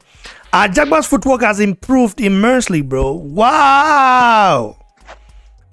I'm so impressed with Ajagba. I can't lie. I'm so impressed, man, when I saw that. Let me see if I can find it. Let's get it right here. Let's see if I can find that. If you're Ajagba, the one and only. So, let me show you guys something. So, make us see. Here is it right here. Can you guys see it? Can you guys see it? Can you guys see it? Yeah, can you guys see it? Yeah, this is yeah. Yes, if I Jagba, let's play it right here. No. You see Ajagba? Look at Ajagba's footwork. Look at Ajagba's footwork, bro. Look at it. Oh my god. Ajagba! Ah! This is what I was talking about. You see Ajagba foot? You see it there. This is what I was talking about before. Ajagba is now become nothing but a monster. Look at, see that, oh boy, see the right, you see the right hand right here. You see this Jared Anderson right here. You see it? You see it right now. Are you seeing it right now, brother? Oh. Bro, Ajagba is now a different fighter. Believe you me, Ajagba is the future. In fact, forget about future. He is the present. What is this guy to talk about? I beg. Mugu, may I put this guy for timeout? Look, I beg. I don't need your negativity today, I beg. Carry that one good. I said, go outside. We are talking about our brother right now, Jagba. He and Akbashi are the last Nigerian hope in the heavyweight division. You see, look at, bro. Look at. When I saw this, yes, I was like, whoa! I told this girl, I was like, whoa! Jagba has improved, man. Can't believe it. The footwork. Look at it. Look at this one. I'm looking. The footwork, the combination. You know, he went upside and then he got to the body again. Jagba is a dumb man. Look at that footwork. Look at that footwork. See, look at that footwork. You know, Ajagba's improved, man. Like, this guy, I mean, he's improving. He's the future. If I'm talking about it, he's the present. Anderson is a beast, though. I must say that. But Jagba is like, nah, you can't. Jagba right hand when it lands. Not triangle. Not triangle. Not go there. I laugh in Vietnamese. Anyway, brother. Yeah, continue, bro. Sorry to interrupt.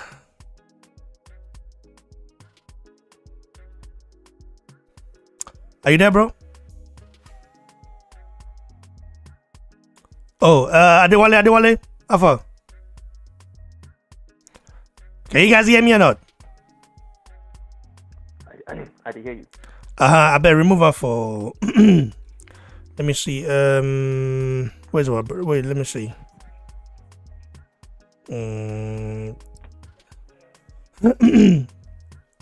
Yeah, remove her for stuff. Remove her for the Bluetooth. Yeah. What do you make of that? But Israel they come because they bring in negative energy. Yeah, not be today. I beg. I don't get time for that one today. Next time, brother. Israel Luca. Israel Luca, like the guy always bring it. I understand, but today, no. I don't need that. I don't need that negativity today. I beg. Talk about our brother Jagba. Talk about the spirit is not proven yet. Carry what I said. Yeah. Jagbe. Yeah, what's up, bro? I didn't get to hear your take on a Jaguars opponent. Did I hear your take on it before? You didn't say anything already. Okay, yeah. Yeah. FA Jaguars opponent. I don't want to meter. I beg. Okay. Man, I didn't look at Jagba. I beg, no flex. The guy is good, man. No wala, meter. I beg. Continue, bro. Okay, let me see if I remember. Okay, FA Jaguars opponent. He fought Brian Howard. Yeah, he's fought. What's his name? Frank Sanchez. Yeah. Yeah. He fought. Was it Frank Sanchez that I was watching him fight? Okay, yeah. I believe FA can absolutely get this done because Brian Howard did not like to engage really that much or engage at all and get roughed up. So if he feels FA Jaguar's power, he's gonna be running around the ring and moving around the ring. You know, he's gonna basically want a box. But I believe if Brian Howard does if FA is not careful, Brian Howard can absolutely a stun or hurt FA Jaguar a little bit if FA is not careful, because he's one of those guys that'll sneak in a good shot, and one of those good shots might be a key decision during the fight.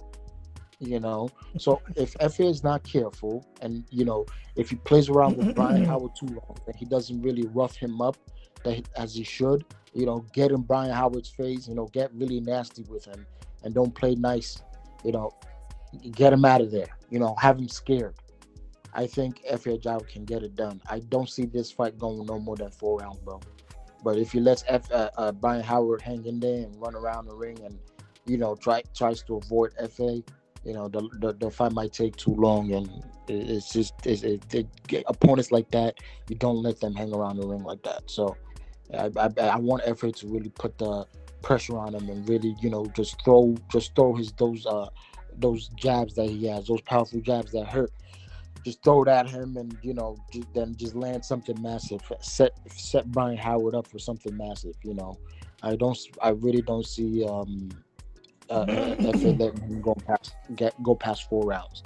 The way he looked against Frank Sanchez, it looked like he didn't want to engage with Frank Sanchez, and I don't even hold Frank Sanchez the same as FA. When it comes to power wise, but with skill, Frank Sanchez does have a little bit of skill. So I believe FA can get it done in an early fight, and I want him to knock him out early around like round 5, so round 4 or 5. That's what I'm giving FA.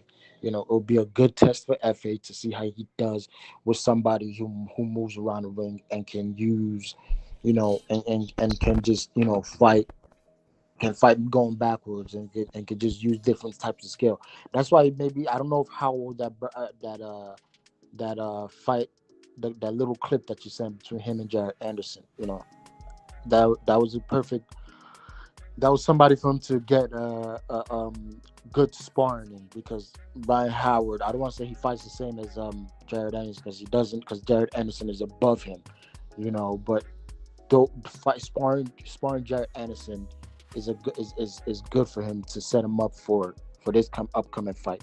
You get to see how FA does with somebody who uses good combinations and puts good combinations together. So this is, I personally believe FA can still beat him, even if he puts good combinations together. FA can still beat him. So I don't see this fight going no more than 4 or 5 rounds.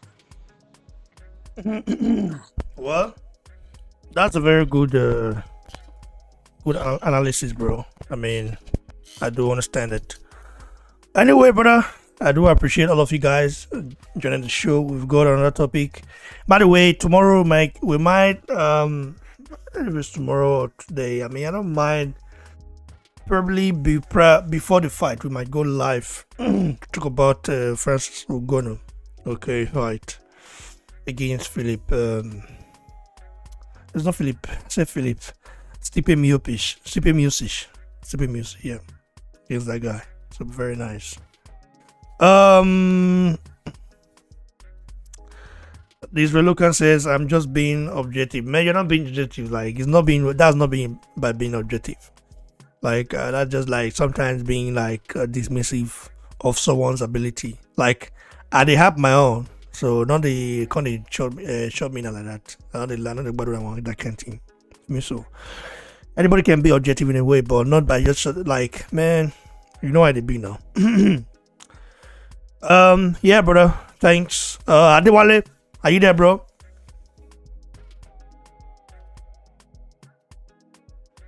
Adewale? I'm here, bro. Yeah, for. Like, what's your final thought on this? Take on this before we move. By the way, I better remove your Bluetooth. You bless to talk to somebody. I don't know how they be something. Talk away. Man, T.Y. Ajagwe, that guy is very knowledgeable. He knows his sport. And he breaks it down very, very thoroughly. I appreciate his knowledge. And, you know, I don't know much about the opponents that this guy is fighting. Ife Ajagba, I don't know much about it, to be honest. So I don't really have anything to say about it. But, yeah, man, this was a great show, in my opinion. Thank you for bringing me in. Thank you to the audience for agreeing or disagreeing with what we had to say. Peace and blessings to everybody. By the way, I want to ask this guy, Ronald Finkley. Where are you from, bro? Where are you from? Abemuta Adewale. It's in America. Oh, okay. I was, I thought the guy is a British guy. No. I know Ronald from other channels, man. From other YouTube channels. This is a big boxing fan, man. Big boxing. Man, that's amazing. He's gonna be forced to understand broken English, man. Oh, he doesn't understand Pidgin. So when we speak Pidgin now, the guy you don't comprehend it, right, bro? He says I'm right next to New York. So I mean you're not far away from Tajagbe. Tajagbe, you're not in New York or you're in New Orleans. I don't know, man. New Orleans or New York? Is it New Orleans? I don't know. Okay, bro. Thanks to all of you guys. I beg if you meet Adewale, I repeat. I don't know why. Okay, thanks all of you guys. I really appreciate it.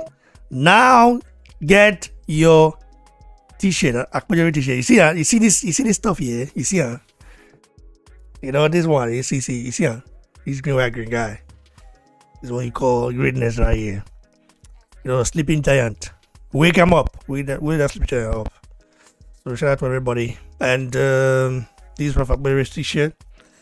Just got it today. Order yours right now. DM me on my Instagram page of Boxing Blog Center, or write me on Facebook as well. You know, Raymond Obeidi. I don't know if you guys can spell the last name. Some of you guys cannot. But just write Raymond. I mean, maybe I can spell it for you guys if I normally put it. Oh, Lisa Bills. Lisa Bills. How are you doing, ma? How you doing? How you doing, ma? How is everything? Lisa Bills. She's also a big fan of boxing. Like, it's crazy. And by the way, Lisa Bills, who are you picking to win tomorrow? Whyte or Povetkin, and why? By play on the live chat.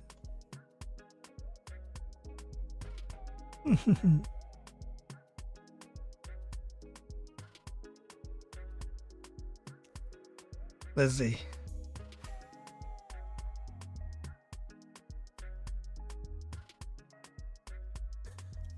Isra Lucan says, I want the best for Jagba, but we have to be realistic on his strengths and weaknesses.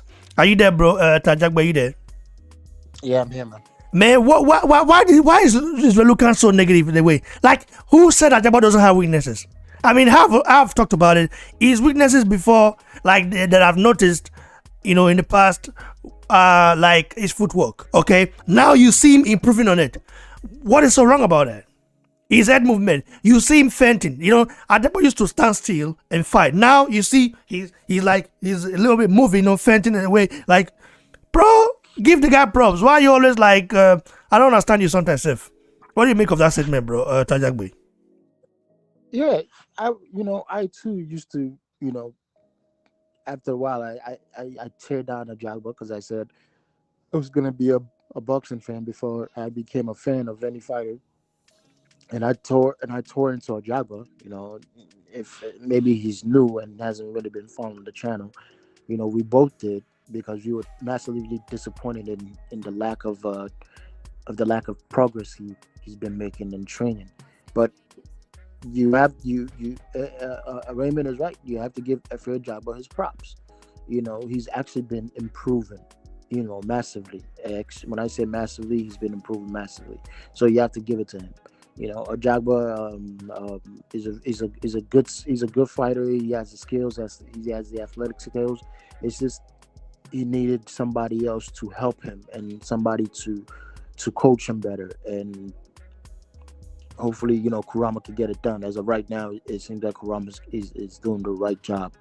And I personally believe this fight with Brian Howard. It's a massive test for Jagba because Brian Howard, is skillful. I don't want to see. He's not a bin man or trash. Yes, he lost to Frank.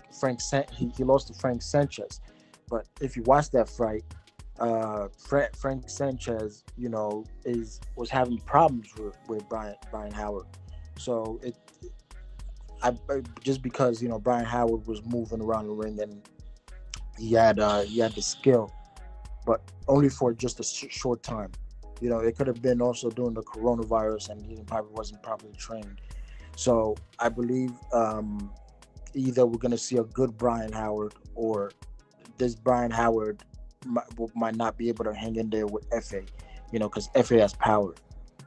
And I just don't see this fight going that long. If it does, this is good because Efe can get the experience with somebody. Like I want to send a message to our brother Isra Luca is saying, no fighter is above criticism and no fighter is below praise.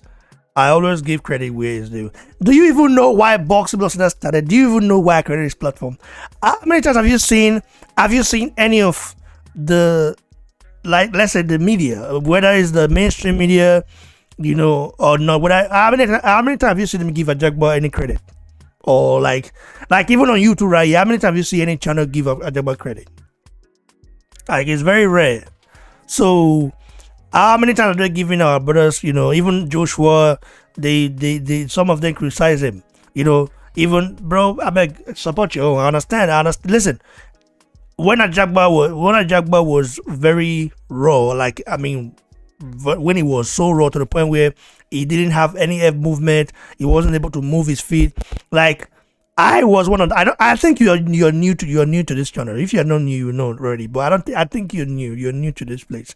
I guess that's why you have this opinion. Because if you're a whole timer in this place, you would have known that I was one of those guys that champion Ajagba to do better. And now I'm seeing Ajagba improve, not just improve, become better at what he does.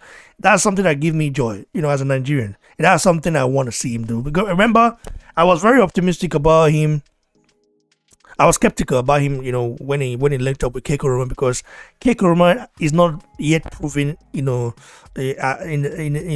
not yet proven in my opinion, because he's yet to train a world-class heavyweight boxer. So I was very, very skeptical. What is gonna do that, Jack? But this. But yeah, how is it still raw? How is it still raw? Bro, forget about that. It's not still raw. Like, what do you mean by still raw? What do you mean by that? Ajagba is more skillful than Wilder, for example. What? So are you gonna say Wilder is raw? What? I beg, put that one. You just like criticizing people. Like, I mean, give people credit. How many times have you given Ajagba credit? Just tell me one time you've given Ajagba credit. In fact, you hardly give Joshua credit. Like, how many times have you given Joshua credit? My brother, you're not objective. You're just like I mean, I don't know, man. Just dismissive of people's progress. Ronald Finkley says Israel seems like he's trying to learn. Just my opinion. I don't know if that's true. Israel knows a lot about boxing. He's just sometimes like a lot of times he's very dismissive of some boxers' progress, be their skill set, stuff like that. He said we're already pushing Ajagba like he's the best thing. I don't know about that, but I've always like bro, Ajagba and Rafa Akpajere are Nigeria's last hope. It's a fact. Do you want me to show you? Let me show you right now. It's like you don't know.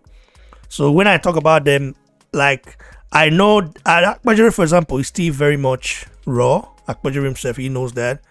But Akpajere is improving every day. Like, do you know how many times I see Akpajere has been training very hard, improving. He knows his weakness. So that's something that I admire about Akpajere as well. Ajagba also knows his weakness. Why do you think Ajagba left, linked up with Keiko Roma? Because he wanted to develop head movement and develop footwork and all the stuff, which he has. And that's just the fact, bro. You have to understand that power can carry you far, but at the same time it cannot make you a complete fighter. And Ajagba wants to be a complete fighter. So you have to link up with a coach that is, that teaches mobility, and make sure that at least the boxers. Bro, I'm trying to clear. Oh my brother, I don't know. Wow, I've been trying to do this. Okay, easier. Can you guys see right now? Listen. This is boxing officials record keeper. Okay, are you not seeing it right now? You guys see it? Let me see if I can.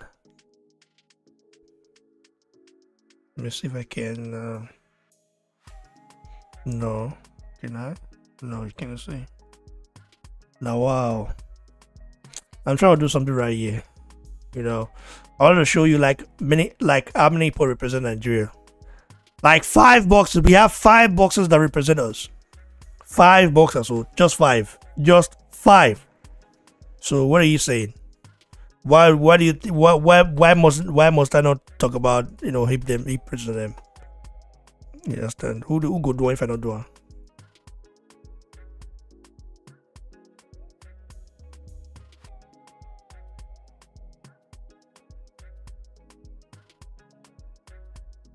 I will do that later, I guess.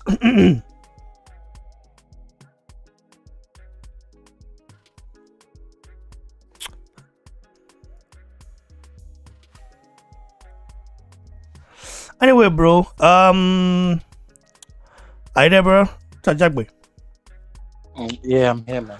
What do you make of the Eric Molina Fabio Wardley fight? Yeah, I've said it. I believe Fabio Wally is gonna get Eric Molina out of it. But it's what I don't like about Fabio Wally. You know, he doesn't have the power really. You know, so I'm pretty sure he's gonna box. He's gonna box Molina. Molina won't be able to do anything. Molina has deteriorated for a while now. You know, the last fight that I saw him with Philip Vagovic, Eric Molina shouldn't give him a problem. I don't know why Eric Molina is still fighting, honestly, to be honest. But you know, they always got to find a journeyman for these guys. And Eric Molina is the guy that keeps on standing up. Eric Molina didn't make a significant dent in the heavyweight division at all. So, you know, with the way he's been fighting, you know, so I think Fabio Wally it's a good step up for Fabio Wally, but at the same time it won't be recognized. So, and with that being said, I see Fabio Wally getting him. Eric Molina shouldn't be lasting in there. He should get Eric Molina out of there between the sixth round. You know, get comfortable, start boxing him. You know, feel for him, and then just find a way to knock him out. Hopefully, you know. Yeah, man, it's gonna be interesting though. What do you make? What about the Ricky Hatton son, Campbell Hatton, right? Is that his name? Campbell Hatton, right? What do you make of it? Yeah, I believe so. That's his son. He's making his pro, right? Yeah, pro debut against one Mexican or no Spanish guy like that. One Spanish guy.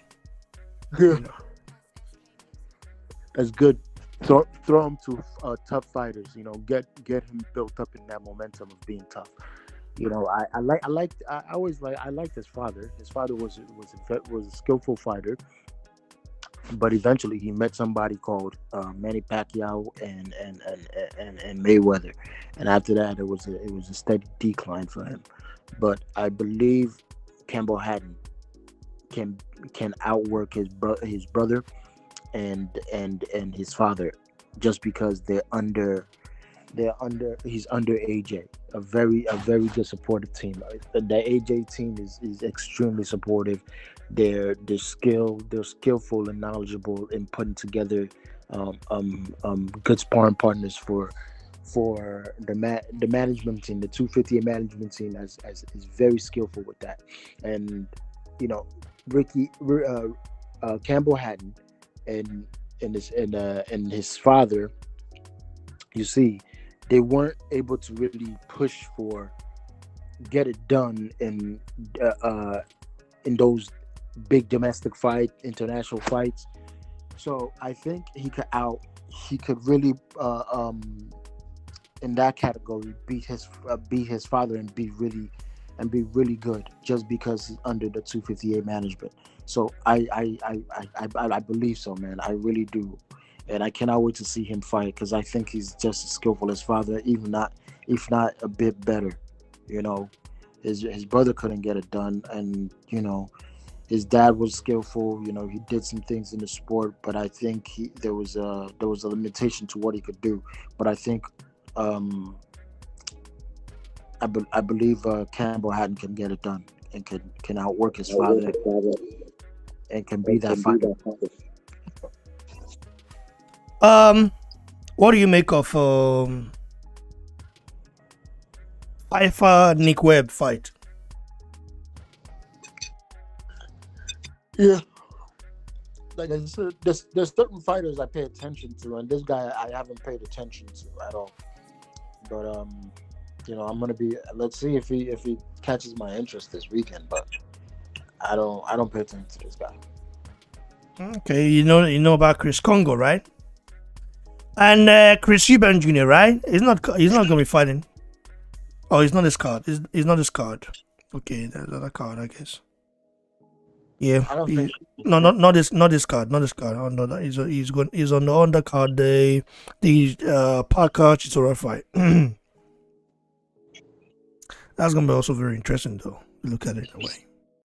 A lot of British people are like complaining and they're, like mad the fact they say, "Look, bro, that's on a pay-per-view fight or something like that."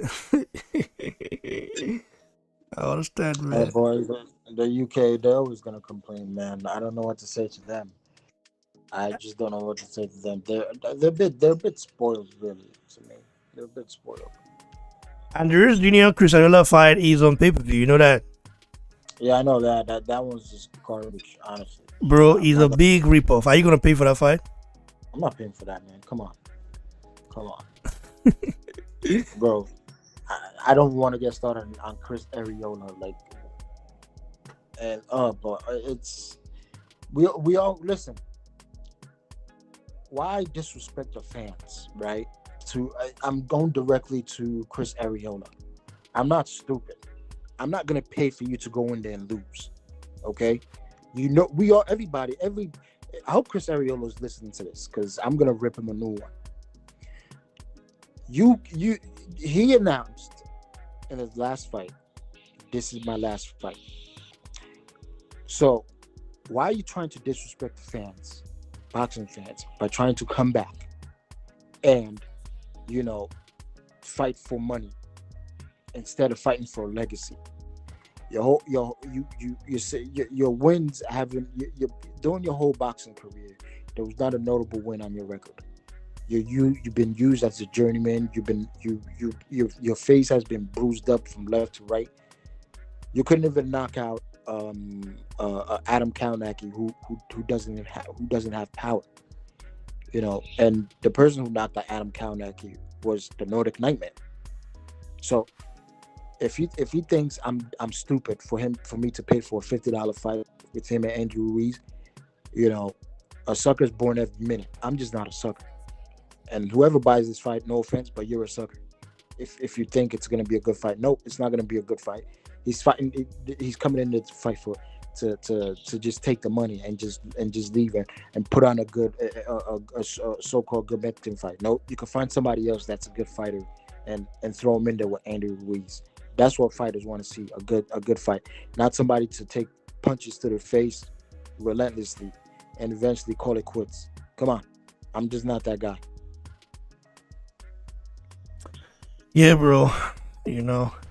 By the way, Jerry Anderson will be fighting Jeremiah Carpensy. Never heard of the guy before. Jeremiah Carpensy. You heard of the guy before, bro? Nah, man, I never heard of that guy. Interesting. Let me see. Jeremiah Carpensy. Okay. He has 16 wins on his record.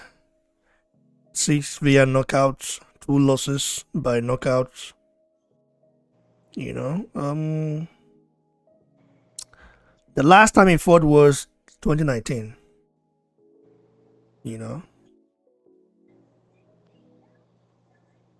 May 25th, 2019. He's inactive. He's 6'1". I don't know, man. Like this one a bitch pick, Nabi. What do you make of the opponent, Jeremiah Carpensy? I will have to do some research on this guy. Yeah, I mean, looking at who has Jeremiah Carpensy for, by the way. Who has he for? Let me see. He has 16 wins on his record. And 2 losses to who? Who did he lose? He lost to Sergey Kuzmin in 2018 via knockout. And he lost to Oscar Rivas in 2016 via knockout. So those are the 2 losses he had. Like, looking at his record right here, what round did he lose to those guys? I cannot check it here now. Let me check it on my system. Check it right here. The guys, hold on. We're gonna check this guy out right here in the round. The guy, Jeremiah Carpensy.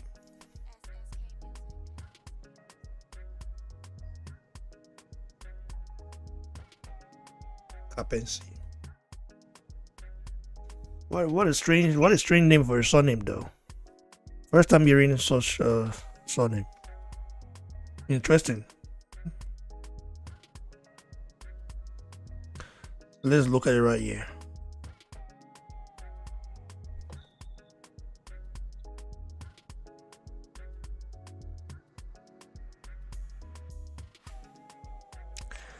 Okay.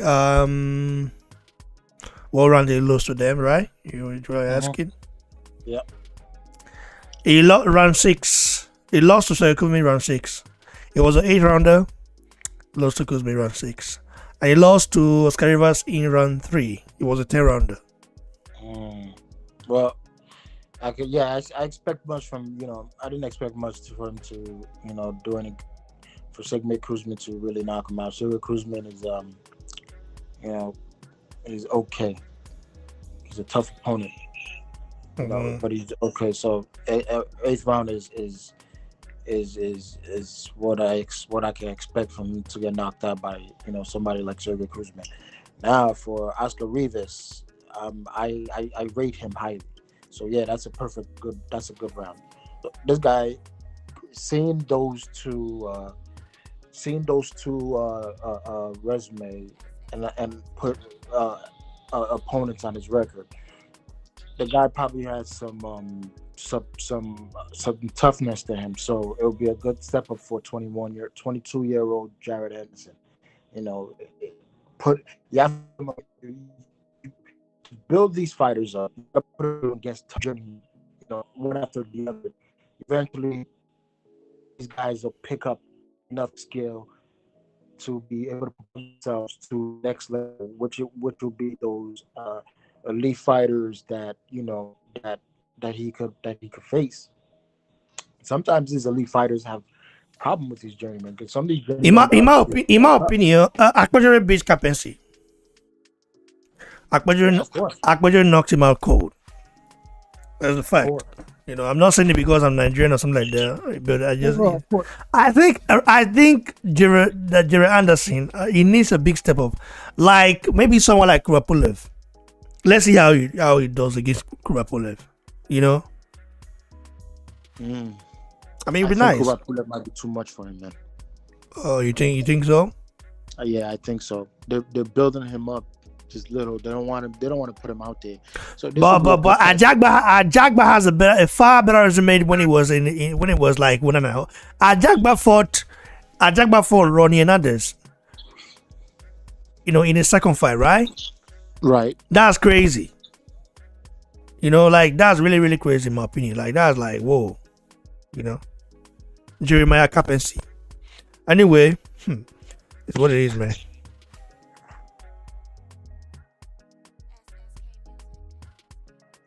Continue, bro.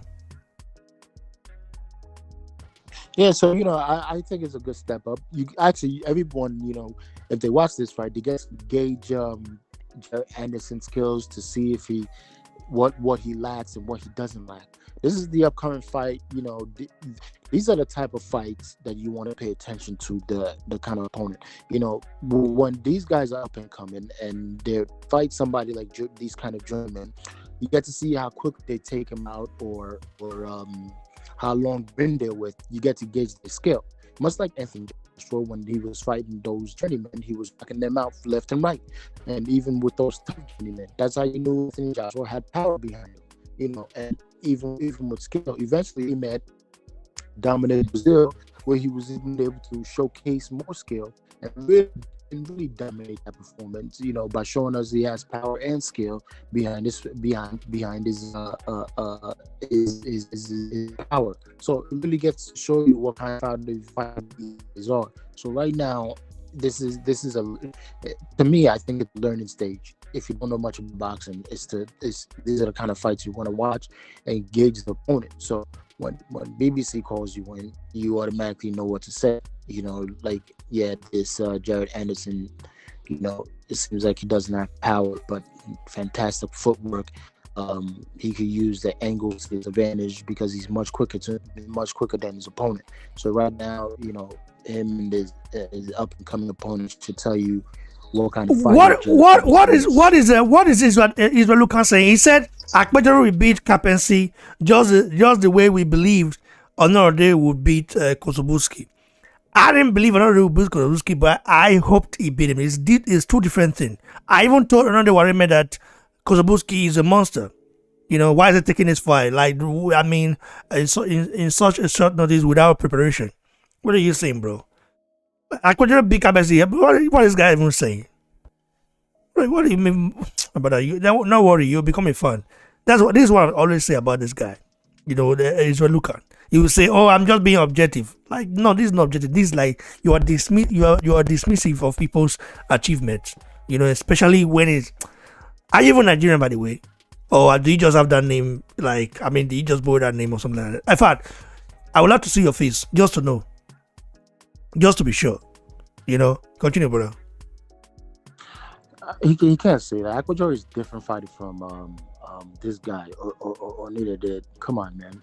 Yeah, I'll be honest. Even though, as bad as I feel for what Onire did, that was on him. He should have prepared for that fight. He just went into that fight. How do you go to a fight? How do you go to a fight and eating about an egusi soup? No diet, nothing, no sparring, no training. You know, just being in shape. Try to be in shape. That doesn't really that's not how a fighter. That's not how it is. Another one knows he made a very big mistake. You know, by doing what he did. But he did it because we all know the reason why he did it. Do you know Akpajoro? Do you know how much Akpajoro was offered recently? Huh? Do you know? I don't even want to say, but Akpajoro will offer a lot of money. If that was already what he made, he would take it quickly. You know, you have to know your value. Like, you cannot go to a fight unprepared just because of the money. Absolutely. How much did they pay another what he made? How much they paid him? It's not even up to it's not up to $30,000. It's even up to I don't know. Without the manager never collect the guy never collect the rest. I don't know. Maybe another one they may get like 50. He get like maybe the money they give on maybe na 500 euro that they give on. You never know. He didn't say it, but I'm just like, you know. What sucks about that fight is he didn't even have the right coaches in his trainer. It just shows how redundant that was for him to go in that fight with another. He had Kevin Johnson in his trainer, bro. In his corner. You are comparing Rafa Akpajere that has Glenn Johnson, you know, a legend in the sport of boxing, to Kevin Johnson, who is a gatekeeper. What do you mean, man? Israel, look at. I want to see your face. I want to see how you look, because I don't believe you're Nigerian at all. I just believe that name. Anybody can just put on any name on social media. Show your face. You see my face already. Show your face. Let's see. You know, continue, bro. Yeah, Ronald Finkley is right. If Jared Anderson starts cherry picking boxing, is dead. But I kind of think it's a good step up. They're trying to gauge him. Don't forget, he's 21 or 22 like that. We don't want another Daniel Dubois. You know. That's a mistake waiting to happen. You got to feel when the right time to put him against tough opponents, you know. Because listen, we all knew what happened with Richard Lati and Daniel Dubois. We saw him get rocked eventually, you know. And you know, Joyce just seemed to have a nasty jab and picked at the eye of Daniel Dubois, and that's what made him quit. So. I personally believe, you know, Jared. I don't know. I believe in Jared Anderson, man. I really do. But let's see what happens. Yeah, let's see. I mean, don't compare Akpajere. Do you think Akpajere don't pick up and see? Do you think so? If I believe, oh yeah, man. Oh boy, Akpajere has skill, bro, and he has power. Let's see.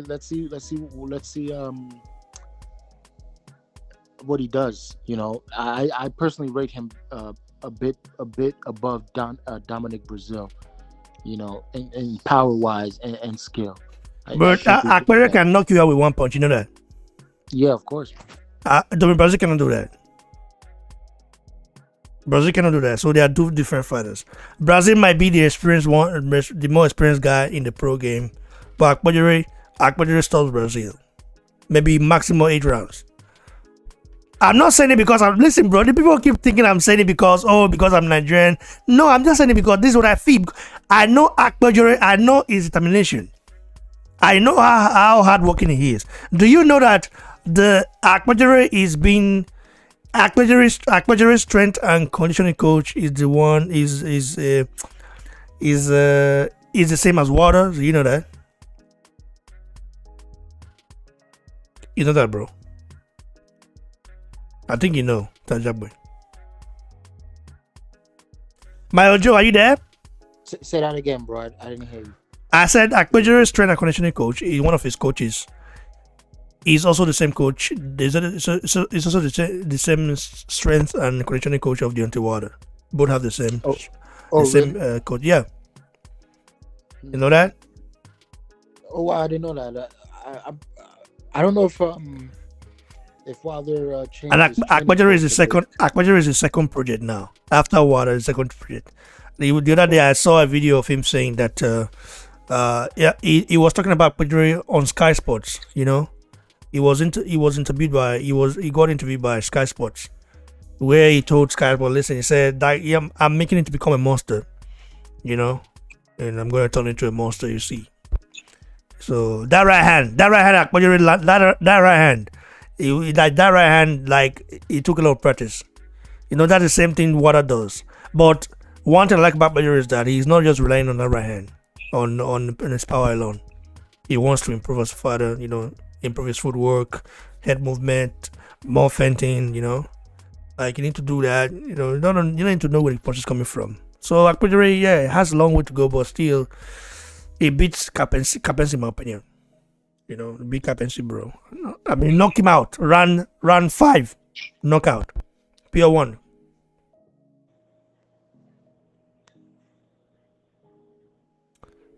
Yeah, bro.